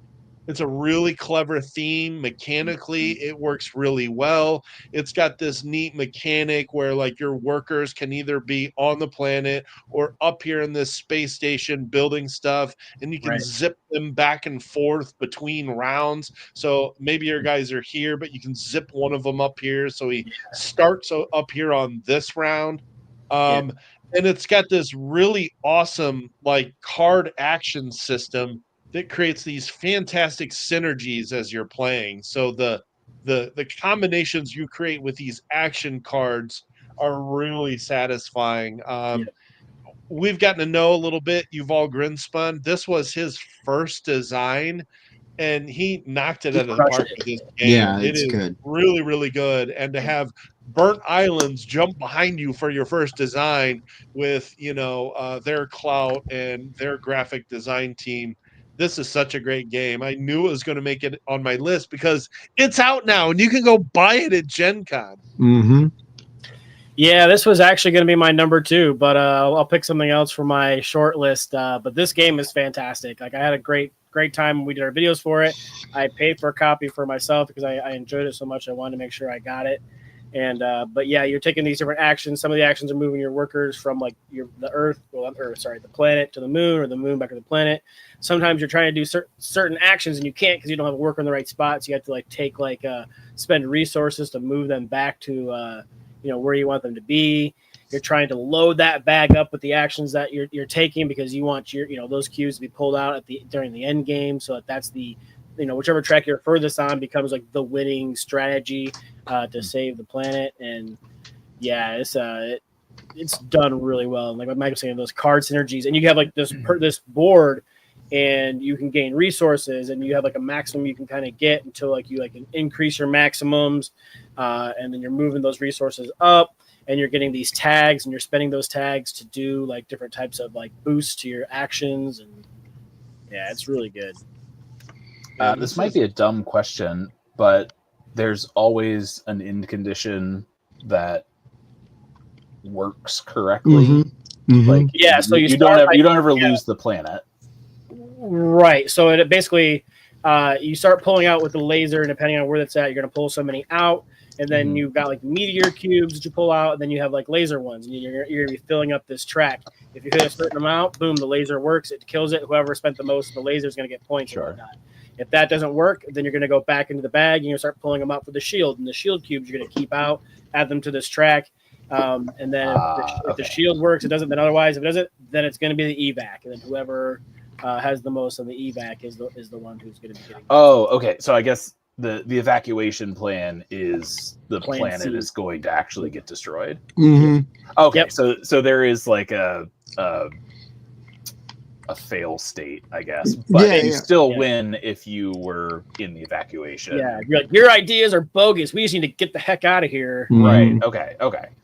Yeah, that's really cool. That's a neat story for a game. Like that's really unique. Yeah, it's thematic, but it's not like it actually like ends the game or any. It's not like anybody's eliminated or anything. It just kind of more determines how points are divvied out based on how much you invested in those that way. In those 3 tracks, which are and it's a really thematic yet semi-crunchy type of worker placement game. It's very clever. I'm honestly, I haven't seen anything quite like how that in-game point system works, and it works really well. Yep. But yeah, very, very good. We got to see this really early, and we've all been anticipating this one coming out for a while. So I knew it was probably going to be a theft from Bob, so I had to sneak it in there. Well, you got to get it in there just in time too, because that's literally going to be my number 2. So it'll be something else. Hey, Brandon, real quick, if you're having trouble getting this, let us know, because we have exhibitor badges. We'll be there early. We'll take care of you. If you can't get it the first day you're there, let us know. We'll see what we can do. See if I would we can help you imagine out. they would have some to release each day. Yeah, so if you're unable to get day 1, let us know. Yeah, we'll make sure you get a copy. Yeah, they're smart enough to save a certain number of copies per day. And if you want, maybe we'll have the designer sign up for you. Yeah, say maybe. hi to Sean Jacquemin. Tell him Board Game Rundown sent you. Yeah, when you buy it, make sure you tell them Board Game Rundown sent you. That's the rule. Yep. You can't go wrong with a Burn Island game. They have tons of great games out. So now, Bob, asking for a friend. Do you have a head-to-head 2-player game on your list? About to. Okay. Just making sure. I had it as an alternate. Yeah. I didn't want to steal yours. Okay. Yeah. You knew. Actually, the list wouldn't be valid unless somebody had it on there. So. All right. Oh wait. Oh, I know what you mean. The new one. Yeah. All right. Let's let Bob talk about it. Not us. Let's do it. Calm down. Number 2.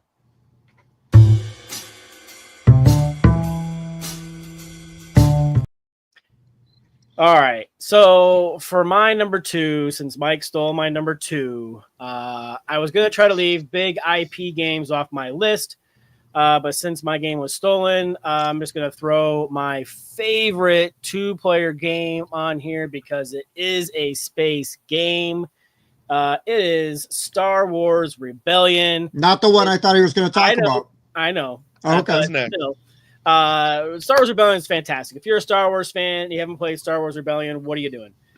You're literally you play through the original trilogy, and you get to kind of do what you want to do. You can try to lure Leia to the dark side. You can, freeze Han and Carbonite. You can send Luke to Dagobah to become a Jedi Knight. You can do all the things. Then as you're the Empire, what are you doing? You're going out, you're subjugating planets, you're searching for the rebellion, and you can build a Death Star and blow planets up. It is fan-frigging. Oh, it really is. Like, it is the best Star Wars game I've ever played. It is my favorite 2-player game. Unless I've only got like 20, 30 minutes that I'm playing Sky Team. But if I've got an hour, I would much rather play Star Wars Rebellion. It's so cool the way you build the units. You're going through like the different turns, and then different turns are manufacturing turns. So whatever planets you have control of, they make certain types of units. You put them on like the build space on the left hand or right hand side. It looks like there. Then each turn they're going to slide down as they're being built. Once they slide off the end of the board, you get to deploy them out. And I just love this game. And then they have the New Hope. Is it New Hope? No, Rogue One. Rogue One expansion. And that actually kind of fixes some of the combat issues that are in the base game. And it makes the combat a little bit better. Plus, it adds like different decks that you can use as you're playing. And yeah, like anytime anybody wants to play this game, I am down. Because like there's such a cool difference between like you have your leaders and you can send them out to do actions, or you're like you can hold on to them to try to like defend against people doing certain things. And then they have different stats, right? Whether they're good at espionage or strength combats and whatnot. And you're playing these different cards, and like the rebellion's just trying to stall for time.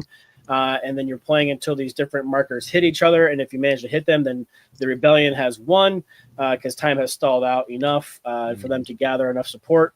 Otherwise, the Empire finds the rebel base, and there's like a spot that says rebel base, and you're like putting units on there.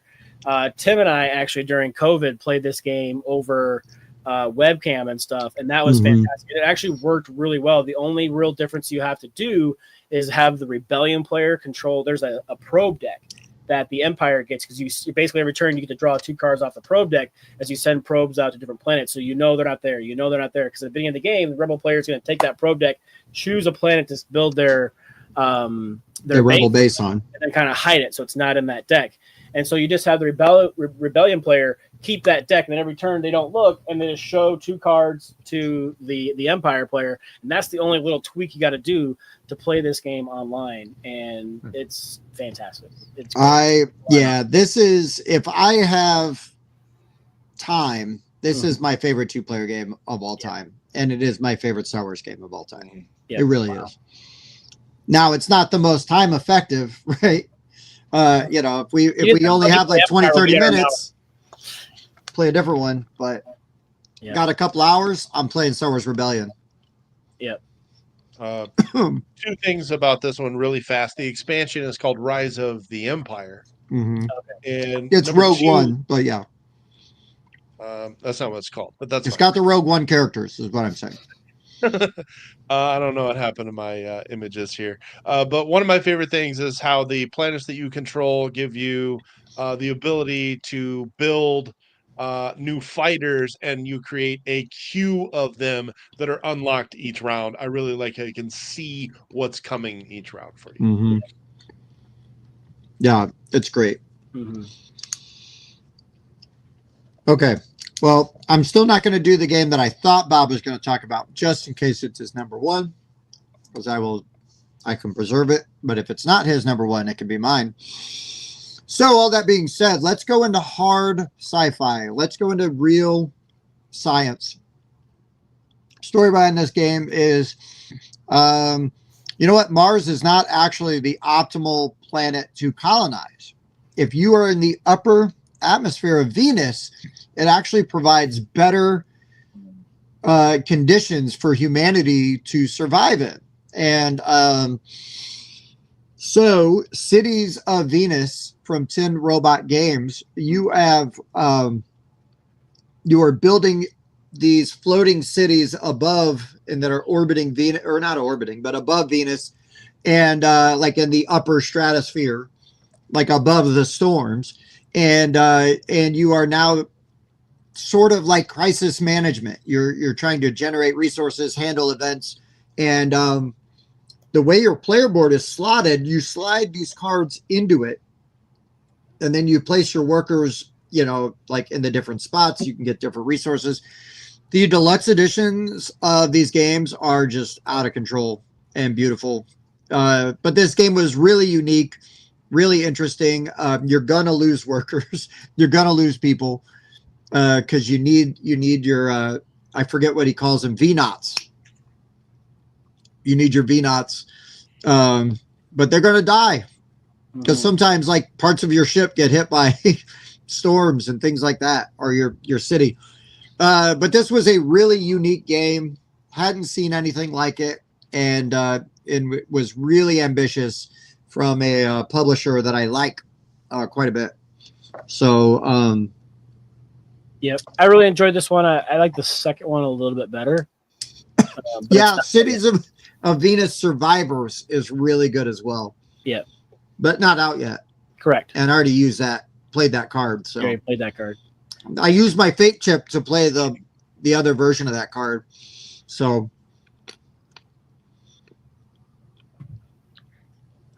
I'll settle for Cities of Venus. Great components, great layout, great art. and a really fun game. Dice in his backpack. That was cute. Mm-hmm. Yeah, that was cool. Oh, and he's got a little worker in there. That's the Vino. Yep. Oh, that's cool. Yeah, good stuff. Sweet. My number 2 pick is not a board game. So sorry, it's also another Star Wars pick. Let's go. Yeah, so my number 2 is Star Wars Destiny, which is a TCG where you get a bunch of chunky dice that are associated with the characters and upgrades and other things that you play in the game. Yeah, super fun head-to-head. I mean, just head-to-head, kill your opponent's characters sort of thing. But you build your deck based off of the character team that you make. You can either do heroes or villains, but you have a certain number of points that you can build your team with, and each character in their bottom left-hand corner will have a point value. Some of them, like these ones that are up on the screen, will have 2 numbers. The first number is if you want to play them with a single dice. The second number is if you want to play them with 2 of their dice. So you can kind of scale the characters up if you want to make them stronger, but that eats into your building points. But yeah, then each of the characters has Kim, rest in peace, Destiny. Yeah, it is a dead game, but it was cool. Keep going. It was so much fun. But just being able to mash up all the different characters, it's got the same kind of vibes as Star Wars Epic Duels, my earlier pick, because you can have all of these like wild battles that wouldn't happen in canon, but you can fight Luke Skywalker versus Mace Windu, or like all sorts of other things.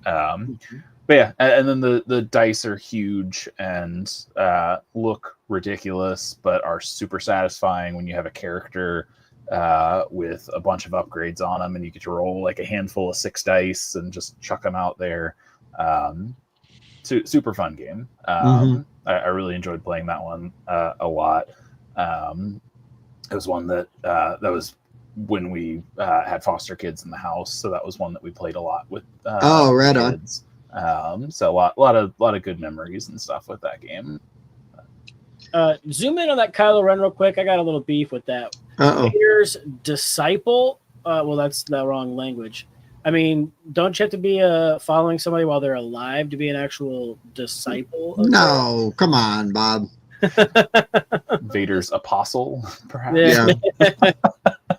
Yeah. I don't know. There have never been any TCGs, CCGs, LCGs that I've actually ever gotten into, but this one, I actually really enjoyed this one. I think it's because of those chunky dice. I really enjoyed kind of building my decks and going with different strategies and constructing those and how many dice I'm going to be able to roll. I actually quite enjoyed this one. Good pick.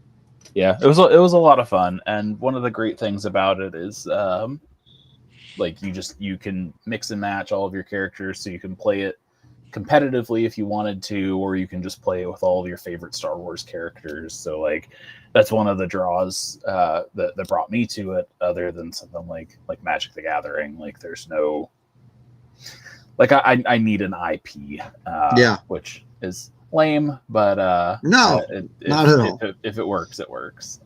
You gotta have the hook, right? You know, the generic fantasy of Magic, which then they eventually kind of built their own IP and everything, you know, worked for a long time. But even Magic now is just buying IPs and printing game, you know, developing around the IPs that they have access to. But yeah, Destiny, you know, I dabbled a little bit in Destiny. I bought more stuff for Dice Masters because like I think that was out first. I was kind of into that a little bit.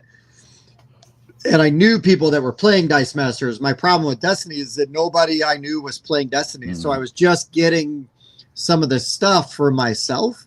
But But if this is something like if I'm ever at a yard sale or like eBay's got like a big old lot of Destiny stuff for like cheap, I'm definitely scooping up just to have. Because like you, I thought the art on the cards is actually better than the Star Wars Unlimited art most of the time. Oh, for sure. Yeah. Well, and so this is a game that I actually did fan art cards for. So like, Mike, make that screen big. Yeah, well, we're working on it. Like I did a lot of like these like character cards, because I mean you can do the character cards, but you still need to have like the official dice to play them. So like I felt like I'm not really like infringing on anything or whatever.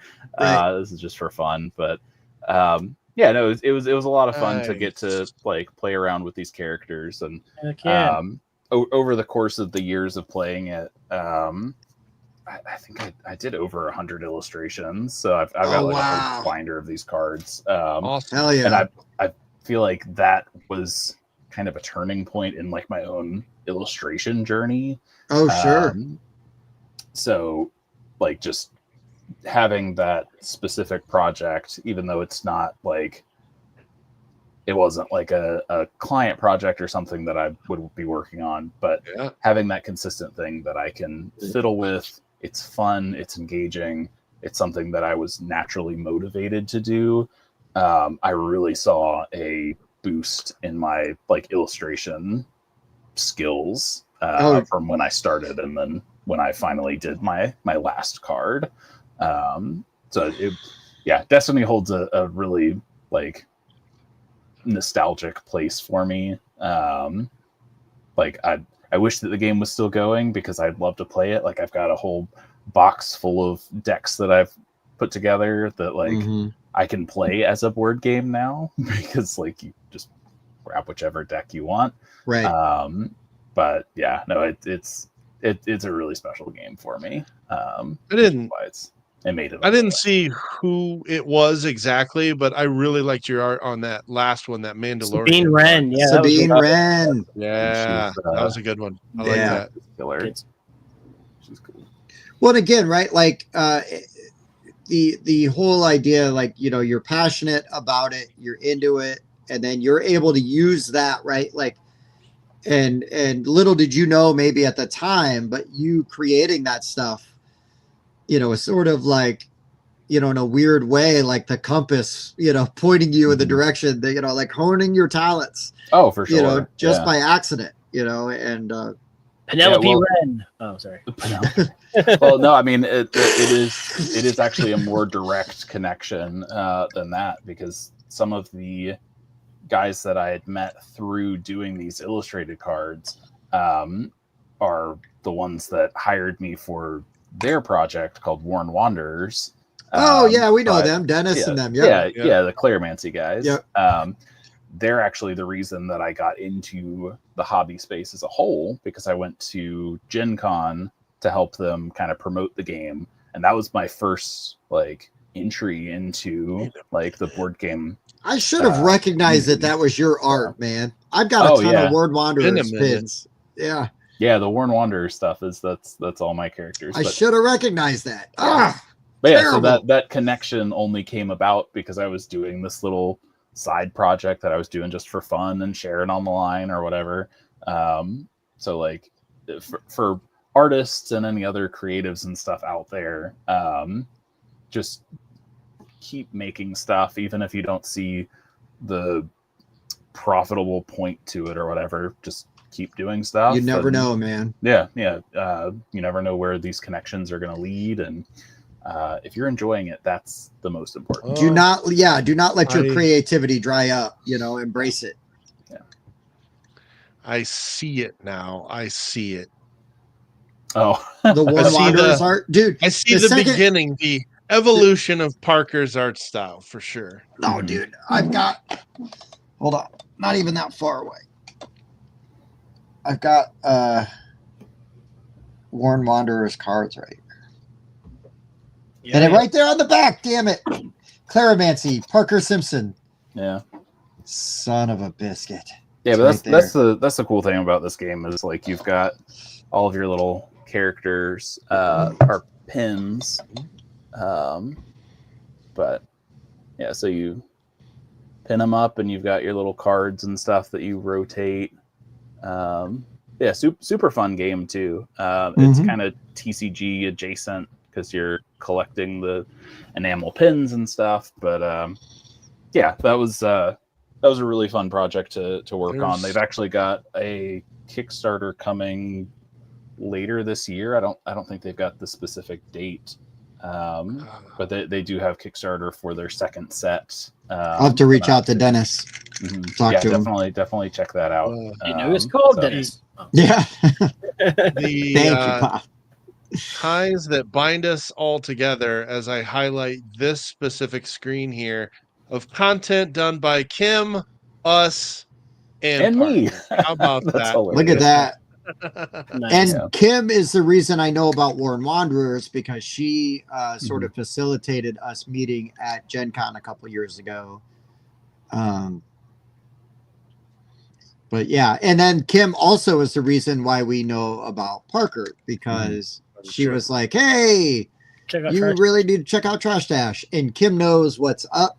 So if she says, hey, you guys should check something out, she's probably right.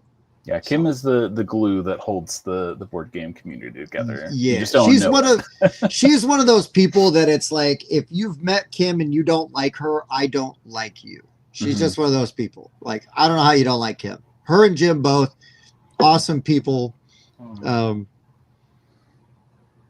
Yes, Yep. Andrew. Yes, Andrew. Kim. That is that Kim. Yep. Indeed. Which, by the way, we're overdue to have her back on the show. We really are. Now. We know she's lurking, or she was earlier. So you know, we're overdue. Yeah, there she is. All right, Kim, we got to figure out a time to get you back on after Gen Con. Yep. We'll be in touch. We're gonna make that happen. All right. Yeah, for sure. Number two. All right, so let's talk about big epic space games. And this is still more of a Euro, but it's still a big, epic, awesome space game called Andromeda's Edge. I'm surprised this year number 2. Yeah. I know the one that surpasses this is going to surprise you, but I can't wait to hear you talk about Terraforming Mars next. Okay, so go on with Andromeda's Edge. Way more than you guys do, and that's fine. It's still ranked higher on my top 50. Andromeda's Edge, great game, re-implementation of Dwellings of Eldervale, which I really enjoyed. This is worker placement that actually has some player interaction, which I think some worker placement games suffer from. There's just, oh, you took the spot I wanted, and that's about it. Or here's some take that cards. No. You actually will battle for those worker placement territories. You can place your guy out. But then if somebody else places a worker where you are, you're going to get the stuff from that location, but then you're going to duke it out. And then before you do that, you can call in reinforcements. And the next thing you know, you've got this big roll-off that happens. And there's just kind of a cascading of events that comes from that. That mechanic is really cool. Yeah, and I actually really like this battle mechanic. Some people loathe this, but I actually love this because it's very quick and it is exciting. Every unit gives you a certain number of dice to roll, a max of 6. And then you roll your dice, and the highest single result is the winner. So I can bring one ship into a battle against 4 ships, and I still have a shot. If I roll 1-6, my 1-6 beats your 4 5s, and goodbye to your four ships, and that is now my territory, and I can build one of my little space stations. All it takes is one X-Wing to take down a Death Star, so I get it. I'm there for it. One lucky swing, one lucky roll of the dice. And I love that excitement in this game. That's what I loved about Dwellings of Eldervale. You don't go in with a very deterministic combat. There's a chance the underdog can win, and that is exciting to me. There's like these celebratory moments in the combat from this game, but it's also just very mechanically sound. And this is a Luke Laurie game, so it's got that classic recall engine that you're building, and you're either putting workers out or you're bringing them back. And there's these modules that you add to your player board, and as you pull workers back, you start to activate them. And the more modules you've got in your player board, the more epic, the more strong your recall engine gets. And it's such a satisfying recall engine that happens. It's a fantastic game. Mm-hmm. Yep. Yeah, I enjoyed it. I liked it better than Dwellings. I thought Dwellings was good. But yeah, this was cool too. I did like this.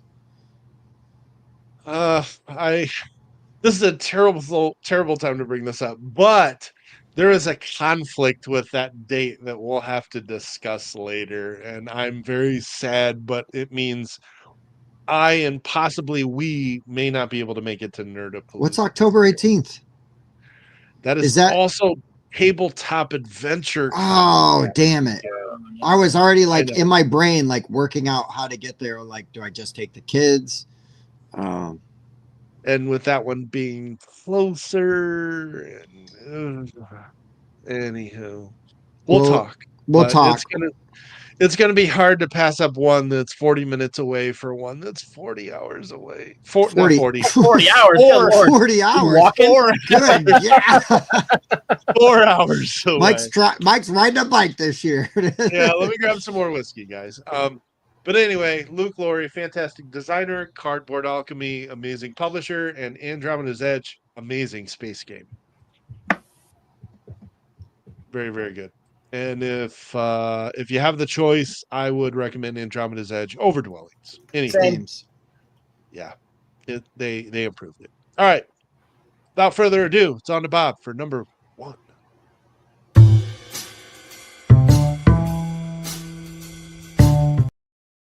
Right. My number 1 has shot up into my one of my favorite, I would say favorite games, but definitely shot up into my space games rating. It is very unique because it's not only a dueling deck builder, yeah, it's a cool dueling deck builder. You're not building one, you're building 2 different decks.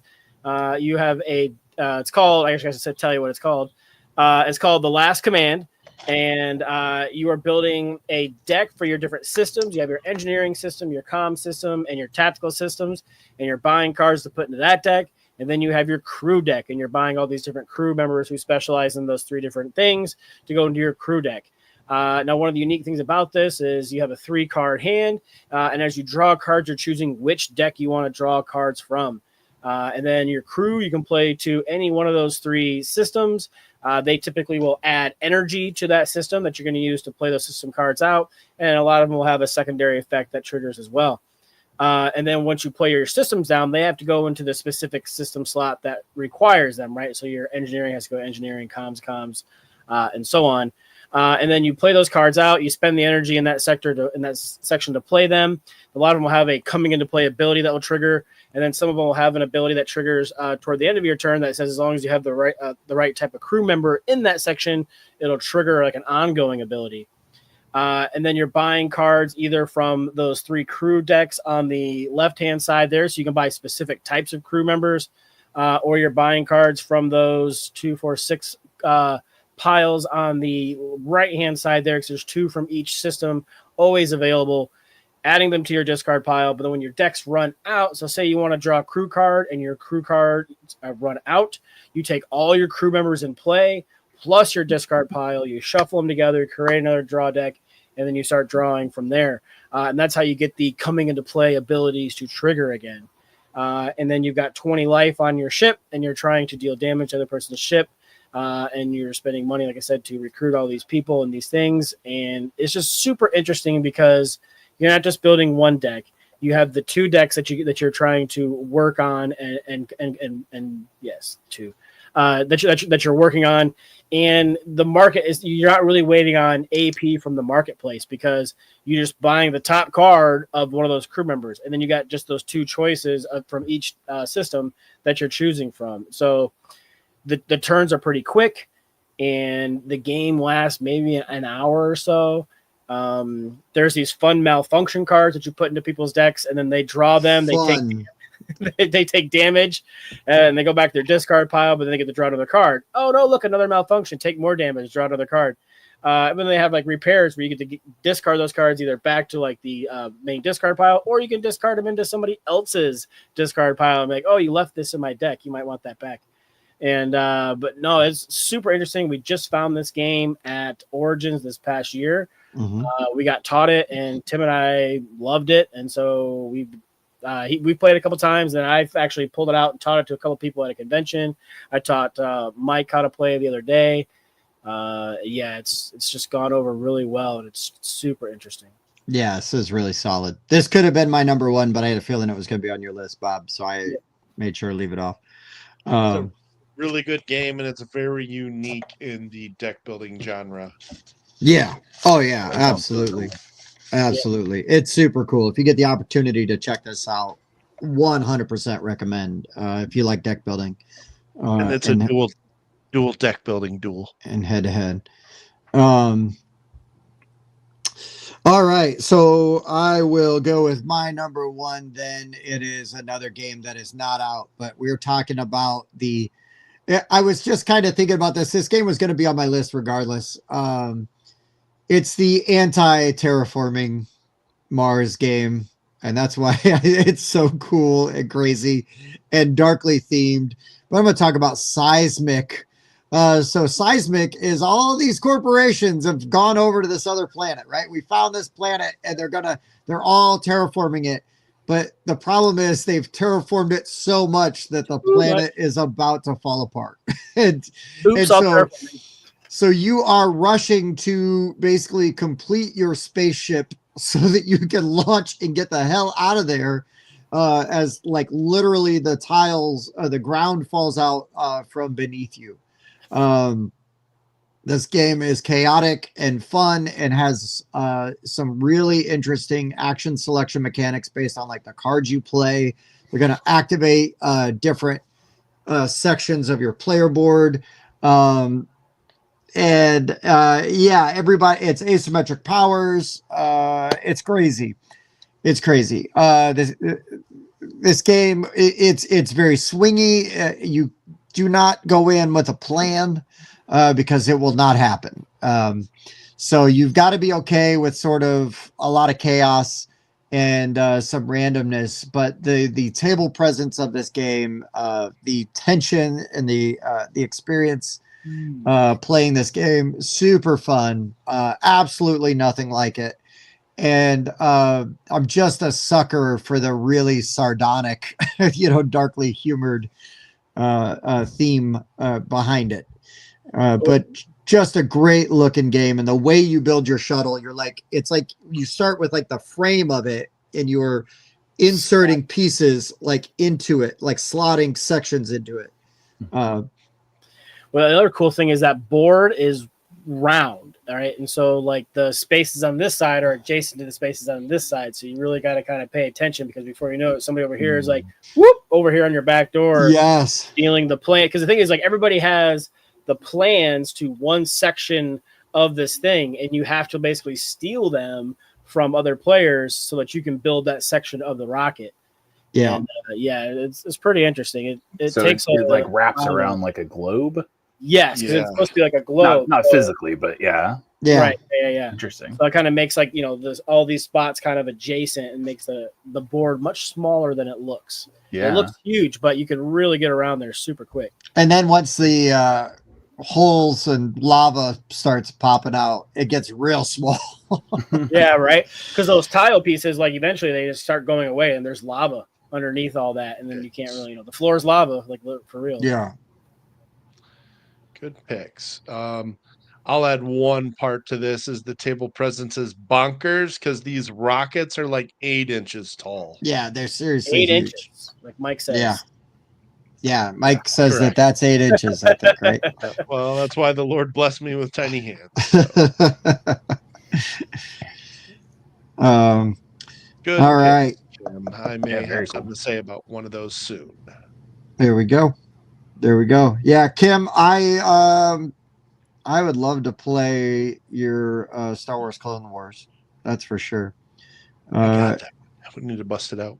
And I don't like Space, but I like you. And that's all that matters. I'd play Space with Kim because I know I'd have fun. Oh, I see how it is. You won't play with me, but you play with her.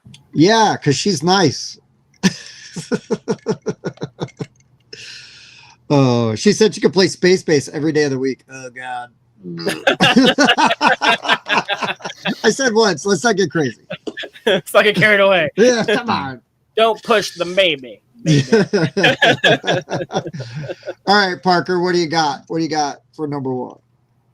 So my number one is a game that recently kickstarted, and I think the pledge manager is going to be open soon. So forgive me again for another unreleased game. Hey, I just did it. You're good. It will be available though. It's not one that's still being pitched around. Right. Yeah, so my number one is all about collecting beautiful, wacky critters from an alien planet. You are a space farmer, essentially. The game is called Rocket Ranchers by David Bach. So in Rocket Ranchers, there's a grid of animal cards in the middle, and you're going to be collecting them by using different polyomino shaped tractor beams. So you could have one that will take 3 vertical animals. Now the rub is whenever you collect them, they have to go into a pin, and you can only hold the same type of animal in each pin. So you'll take any animal that you don't want to use and flip it over to create a new pin. All the different scoring opportunities are dependent on what kind of strategy you want to lean into. But essentially you can, I think if you flip over a couple of images, there's a decent picture of like the actual pins set up. There we go. So you've got all of the same type of animal in each of the pins. The different colors are based on the biome that you pick them up out of. So there's different colored biomes that you can get these animals from. But yeah, super charming. I love a set collecting game. And the tractor beam mechanism is really fun as well, because you've got, I think it's 4 of these tractor beam cards. It's either 4 or 5, but when you play them, that one is now out of your hand. You can reset all of your equipment on your turn, or if you play through all of the different tractor beams, you automatically reset all of your equipment. So there's kind of a hand management as well with that. The twist with, you'll probably see those space cats in there as well. They get picked up anytime an adjacent animal gets picked up, and they're like a potential negative scoring opportunity. I think if you have a really low number of them, they're fine. If you have like a medium amount of them, they're negative points. Or if you have a ton of them, they start getting into the positive points again. But the space cats are really goofy, and like I said, the art is really whimsical and charming, and you've got all sorts of really cool animals.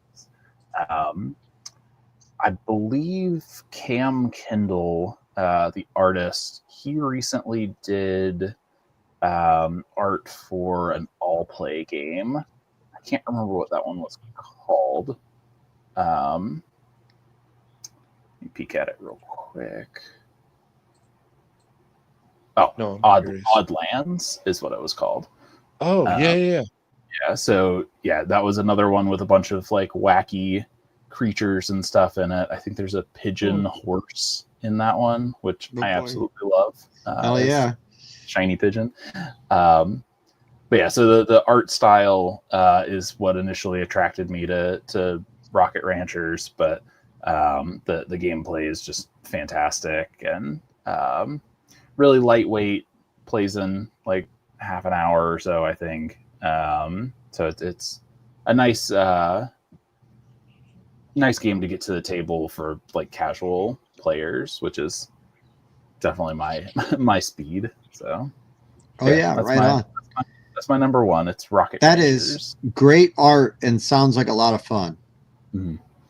Yeah, one of the things with space themes, I kind of mentioned this earlier about the terraforming Mars thing, is it's so dull sometimes. So like when a space game is bright and engaging, and especially when it has like it leans into that campiness of like finding like weird alien creatures and stuff. Like I like to see the imagination of the designers and the artists and stuff come through.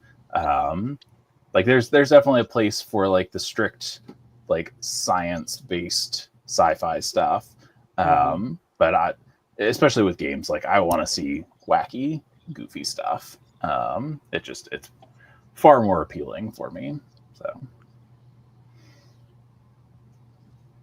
yeah, I do really like the art for sure. All right, so I guess we're down to my number one. I definitely like this game more than the other guys do, and it's definitely more of a dry theme, but that's okay. I freaking love Planet Unknown. Polyominoes are like infinitely replayable for me. If you give me a satisfying polyomino puzzle, I just feel like I can play them over and over and over and over. And this one does it for me. So basically, somebody is the commander. They're going to turn this lazy Susan around until they find a piece they like. They're going to place it on their planet. And then everybody else is going to grab from the two depots that are sitting in front of them. When you place these tiles down, it'll have two colors on it. Each color will move you up these tracks. I also happen to love games that have tracks, and this game gives you combos within those tracks because some of them are going to give you additional movement, or they're going to allow you to move this rover around your planet and clear these meteorites off of your board. And I recently played the newly released Supermoon expansion, which gives you like this separate board that you're working on that gives you different bonuses and combos. But yeah, it is a pretty easy game to learn. It's simultaneous play. 6 players can play in an hour. It just does a lot of things right for me. It's got community scoring, private scoring, and again, I just love polyominoes and tracks. So this game could literally probably be any theme. It's not that thematic. I mean, I guess the whole idea is your rovers are dropping these pieces to terraform this planet, but it's very loosely themed. It's just a great mechanically sound game, though. I love it. Yeah, I've cooled on it a little bit, but I do enjoy it. I got the Supermoon expansion, but I haven't had a chance to play it yet. So. I think it's fine. I mean, I just don't love it, I guess. But. Yeah, I'm not going to turn down playing it. I love this game. And this lazy Susan right here, like it's so integral to the gameplay. You can't play this game without the lazy Susan. It would be far too fiddly to even enjoy without it, because you need the ability to rotate these pieces around the table. It's very, very clever how they implemented that. So Planet Unknown's my number one. Well, there you go. Very cool. Yeah, I'm not driving the rovers enough. Yeah, you might be right. I probably need to play this more, but that's fine. I've got 2 friends that own it and that would play it. But you know. There you go. Well, this was a great excuse to talk about a bunch of space games. You guys have any honorable mentions Most of mine got mentioned except for 2. One of them is a large player count game called Escape from the Aliens in Outer Space. Yeah, honorable mention for me. Yeah, which is a great game because you got some people, you got hidden roles. Some people are aliens, some people are humans, and you're flipping cards over, and they have different effects as you play them. Sometimes you have to give away positions. Sometimes you have to give away a position that could be a lie. And the humans are trying to make their way to escape pods, and the aliens are trying to kill the humans. And to answer one of Carlos's questions about player elimination, one of the best ways to handle it is when the human becomes eliminated, they become an alien, which is one of the same things they do in Nemesis. Instead of just being AI controlled, then if somebody gets eliminated, boom, now they get to control the aliens, and it kind of makes the game speed up. So good. Yeah, it's just a good way to handle player elimination. The other one that I enjoy that we actually did some coverage for this reprint, but it's called Soul. And it's really unique because you're just trying to absorb all this energy and light from this dying sun. And you have these like motherships on the outside, and you're deploying ships down. And the smaller ships, as they come down into these different tiers of the, like, I don't call it the atmosphere, but the different tiers, like the gravity pulls of the star, you have to get into certain formations, and then you're allowed to like transform those things into different types of ships. Some of them are, yes, there it is. Some of them are like collecting energy. Some of them are like doing other types of things, like places you can deploy things at. It's super unique. I haven't really played a lot of games like this, and I really enjoyed that one. I actually bought it and bought the insert for it and everything. Yeah, that's a really good one. That's one I'm really disappointed we did a video for, and then they never sent us a copy of the game. I was like, no. But yeah, no, that's a great one. I got a couple, like Twilight Inscription. I love. I talk about it all the time, so I try to go, a little different. It just is a really cool roll and write, and the way that it plays so well at like high player counts and still plays fast. And then I also have the Star Wars Risk. I think it's a really good version of Risk. Really fun. I've got the nice black box edition. Yeah, I mean, it's not very Risk-ish. Like, so it's weird they put Risk on there. I think, didn't it used to be called Queen's Gambit? Yeah, it's the reprint of Queen's Gambit. Yeah, and then the people who owned Risk bought the rights to it, and they put Risk on it. Yeah, I'm fine with that because I got to play a fun Star Wars game. I don't care. Right. I get to fly around TIE fighters or X-Wings. Like, hell yeah, let's go. One that's not out yet, and I didn't talk about it because it's sort of like along the line of like Parker's, where it's still like the Kickstarter hasn't even happened for yet, but it was one that Mike and I played and did a video for, called Border Space Tactics. This is a really fun asymmetric ship dueling game. You're going to basically have a deck of cards that are your ships, and then you're going to activate them, and really, really fun, just kind of chaos in the best way. Super fun. I did, being a smarty pants, in case I wasn't feeling that frisky tonight, but I was going to put Thanos Rising on my list because you got to, like a lot of the stuff with Thanos happens in space, blah, blah, blah. Shards of Infinity, I feel like I left it off my list because it's really more of a sci-fi game than a space game. But I feel like it happens I wrote it down initially because I'm like, well, this clearly takes place like on alien planets, but I love it. I left off because I've talked about it way too much, but I love the game and the designers and the publisher. That is Mission Control. Super fun. Oh, Kim, so Mike earlier talked about if we're going to play a longer game, it should feel epic. For me, Galactic Cruise, the juice was not worth the squeeze. We will have a video of that coming out soon. Yeah, I felt like it overstayed its welcome. It's and I say that fully just going, I love all the dudes behind this game. I think it's a great group of dudes, and I'm really proud of them and happy for them with all the success that they are having. But I mean, if we're going to be true to ourselves, we need to talk about how we really feel about it, right? I actually asked them about my biggest beef I had with this game because when we played Galactic Cruise, it seemed a little counterintuitive to me, to where I build a ship and then I put a room in it, and I want to go to space and take somebody to space in that room. You can't. You got to build 2 rooms to haul 1 person, or 3 rooms to haul 2 people.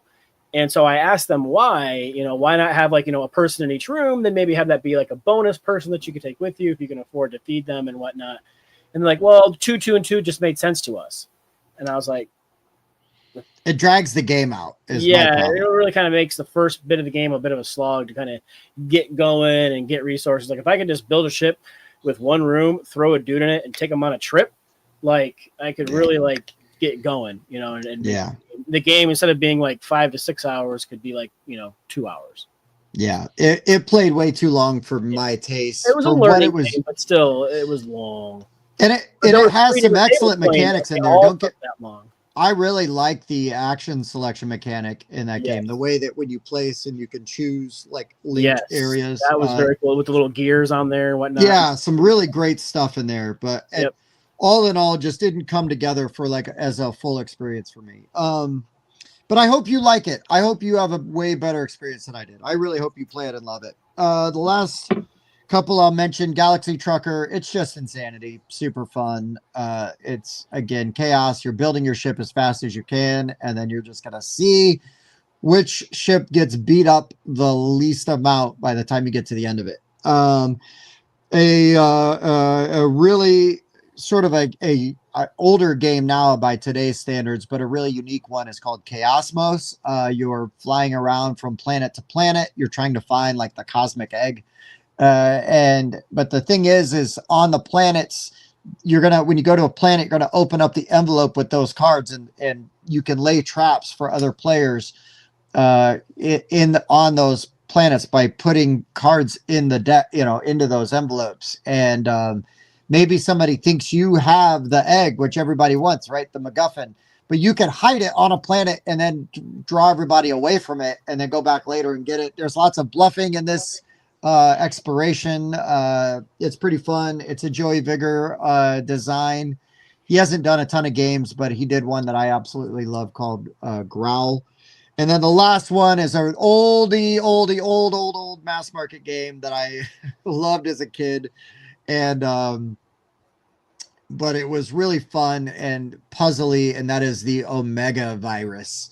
The board talks to you and mocks you, but you're trying to figure out the code so you can shut down the computer before it shuts off like the life support in the space station that you're in. But Omega Virus is an old mass market game from the 90s, but really cool because you're trying to. It's sort of like, think of Turing Machine, right? It's essentially like a Turing machine with like a roll and move. You're moving around in the different parts of the space station, trying to pick up different parts of the code, figure out if you're right or not, and then it mocks you when you're wrong. Those are all my honorable mentions. I had a ton, but it's space games, man. There's a lot to talk about.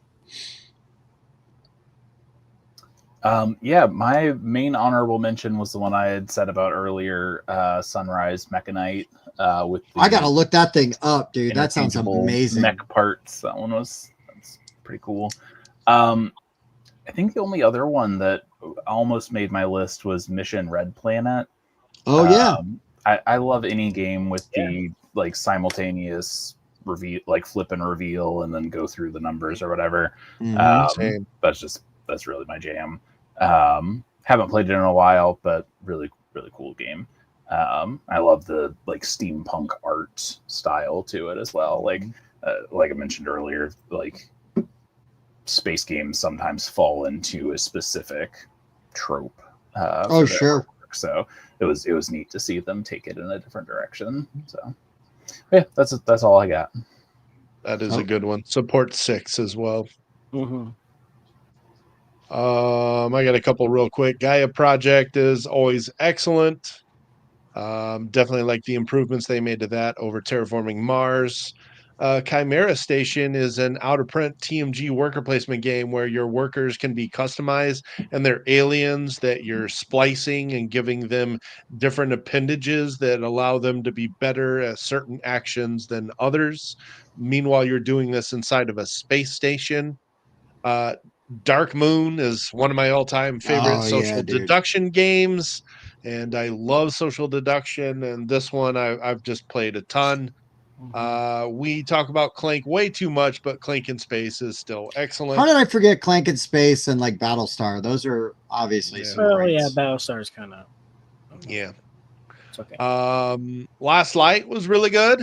Yep. And I like how it really does condense a 4X space game into an hour-long experience. Has a really fun kind of action selection system using cards out of your hand.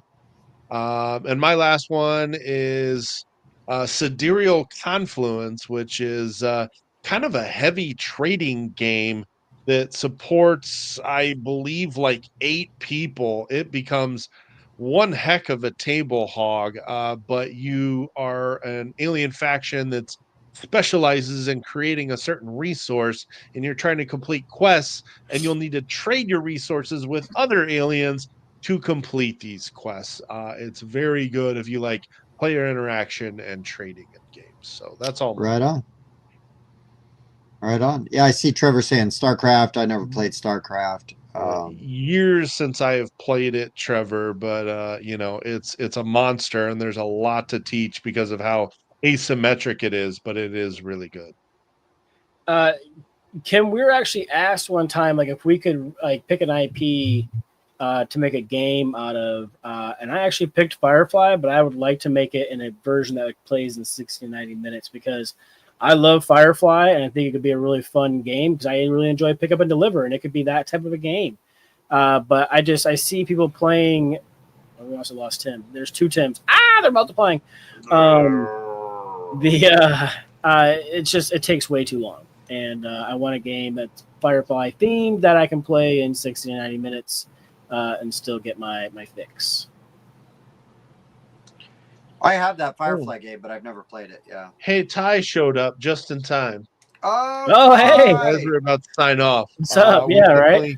We've all played it now, and we all really enjoy it. So we were fighting over who was going to get to include it on their list. Right. So, Ty, that's the best thing about going first.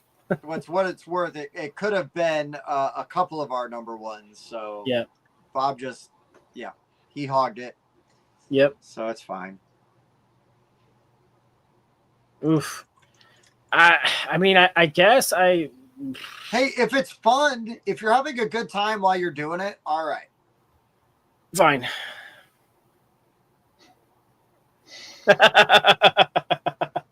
No, I mean you're right. But if I'm going to dedicate 6 hours to a game, there's probably just other games that I would rather play. Sure. I'm not. Yeah, I mean, I'm just saying that there's good ways to do. You know. Yeah. There's ways to do it. Yep. I'm not sure that was for me. No, I have not. So I can't speak as to that. Anybody else? Ascendancy is one I want. I'd like to play Ascendancy, but okay. But yeah, the other fun thing. Oh, Mike, before we sign off, we need to check that Kickstarter page and see where the bump is. Because Ty kind of reminded me of that because I know that there was many people in our, or at least 2 people. I say many, but that's 2 people in our Discord that have bought Last Command because they heard us talk about it. Nice. We're still at 484, but that's definitely, I believe, 4 more from the start of the show. Mm-hmm. We'll take it. Yeah. Hey, and that's one of the things with print and plays is like it doesn't have that super satisfying like jump in like funding process just because it's a $5 game. Right. So I look more at the backer count and think about the fact that many people are going to be playing the game, which is super exciting. We've got a couple more releases planned for the rest of the year. So part of the thing is the fact that there are no add-ons right now, there's no other games that you can add on. We're refreshing a few of our previous games that we did through No Box to kind of make sure the rules and stuff are nice and streamlined. fix up any issues with the sheets after like feedback and stuff. And we're also working on some expansion material for a few of them. But yeah, no, it's really exciting to be getting Starfront out there. And I keep forgetting, we have a demo version. So if you do back the Kickstarter, you can actually start playing it as soon as you want.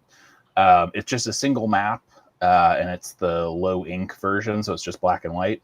But you are able to try it out if you wanted to get it to the table early. You are welcome to do that. Absolutely, that's great. Nice. Yeah. And What? Oh, I was just gonna say, it looks like you just got one more backer. Hey. It's me. I'm a backer. Oh boy, here we go. Oh, Mike, What? Mike, don't hurt yourself patting yourself on the back there, buddy. Oh, I'm sorry. Did you guys want to screen share your Kickstarter login and show where you backed it? Oh, listen here. Listen here. This isn't a pissing contest, Mike. You're good. Well, thank you, Mike. You're welcome, Parker. You already, I'm glad somebody appreciates you already my thanked yourself, $5. but yes, thank you. He will continue to. I wanted to speak to this comment that Brandon gave us way early on in the show. We do stream on Twitch. If you could, follow us on Twitch, that would be great. And then also, you might not know, but if you have Amazon Prime, you get a free Twitch subscription. And if you're not using that, you could go to twitch.com and go to our page and sub with Prime. Costs you nothing, and it really could help out in our show. So if you're not using that, then that would be greatly appreciated. So yeah, I thought Twitch was free. Twitch is free, and you can follow us for free. Yes, but if you have Prime and you're not using your Prime subscription, you could give us some glorious Jeff Bezos money that he doesn't need. Yep, this is he true. Definitely doesn't need it. He doesn't. No, we need it way more not. than he does. I don't know. His new wife accurate. looks like she needs more plastic surgery. Yeah, I'm not sure that's what's going to help fix that at this point. Well, Yeah. Anyways, Parker, thank you so much for coming on and putting up with our shenanigans yet again. Great topic. Always excited to talk about space games. So you gave us some really good options. And I was glad that space games worked. There. Sure. Yeah, it was really fun to come back on. Always good to hang out with you guys and chat board games. So. Now, later in the year, especially when you've got your other projects getting ready to launch, you need to let us know. And if you are willing to subject yourself to this torture again, come on and do another list and hang out. And yeah, we can definitely talk about dragons and holiday stuff. We could do lots of dragon games. Best dragon games next, best holiday stuff next. Whatever, I'm good. Like, let's go. Mm-hmm. So this is man, I love it. And it's always exciting and fun for us when we have designers on where we really like their games. Like, yay. Because we know Disgraced House, Trash Dash are really good. These guys know that your print and play is good. I just haven't played it yet. So it would have been fun to have on BGG because I haven't played it. So I think if you haven't played a game and you rate it on BG Board Game Geek, you need to give it a 1, right? That's what you do if you haven't played it, but other people seem to like it. You just go 1. It's number 1. Yeah, that's number 1. Yeah, it would have been great to be able to get the designer Chris on here as well, but I figured as a publisher, I could probably come in and do the whole promotion thing. But you're fine, and he's always welcome if he ever is like, you know what? Actually, that sounded like fun. Totally, and he doesn't have to have a game coming out. Like, and he's already gotten to bug Mike and Bob, so and we realize it is super late for him because he's UK, so yeah, it is different. Time zones are a thing, right? Yeah.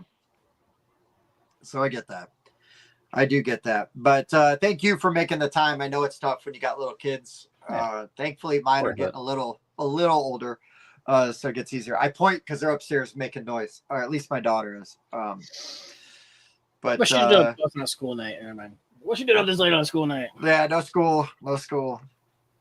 Not for not another month, or is it a month and a half? Yeah.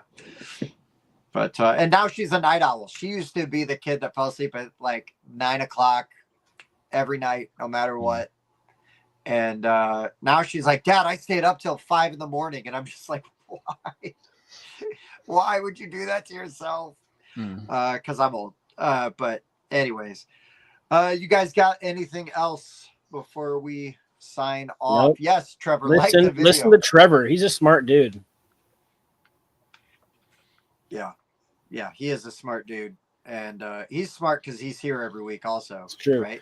Although I will say, I just went and checked 23 likes. That's pretty good because I think we had at most 21 people at one time. So that's not nothing. Pretty good. Appreciate that ratio. Oh yeah, and Andrew just hopped over onto Twitch. Yeah, that's awesome. Comment. Right on, dude. Oh, look at that. There's a reason to go over there. Not much delay. Oh, okay. Not nearly as much delay as YouTube. Yeah. Interesting. All right. Well, guys, we will be back next week with our part 2 of our Gen Con preview, which we started with the full 42 on Monday. So you can check that out. We did co-stream it, so you can find it on our channel or their channel. That's true.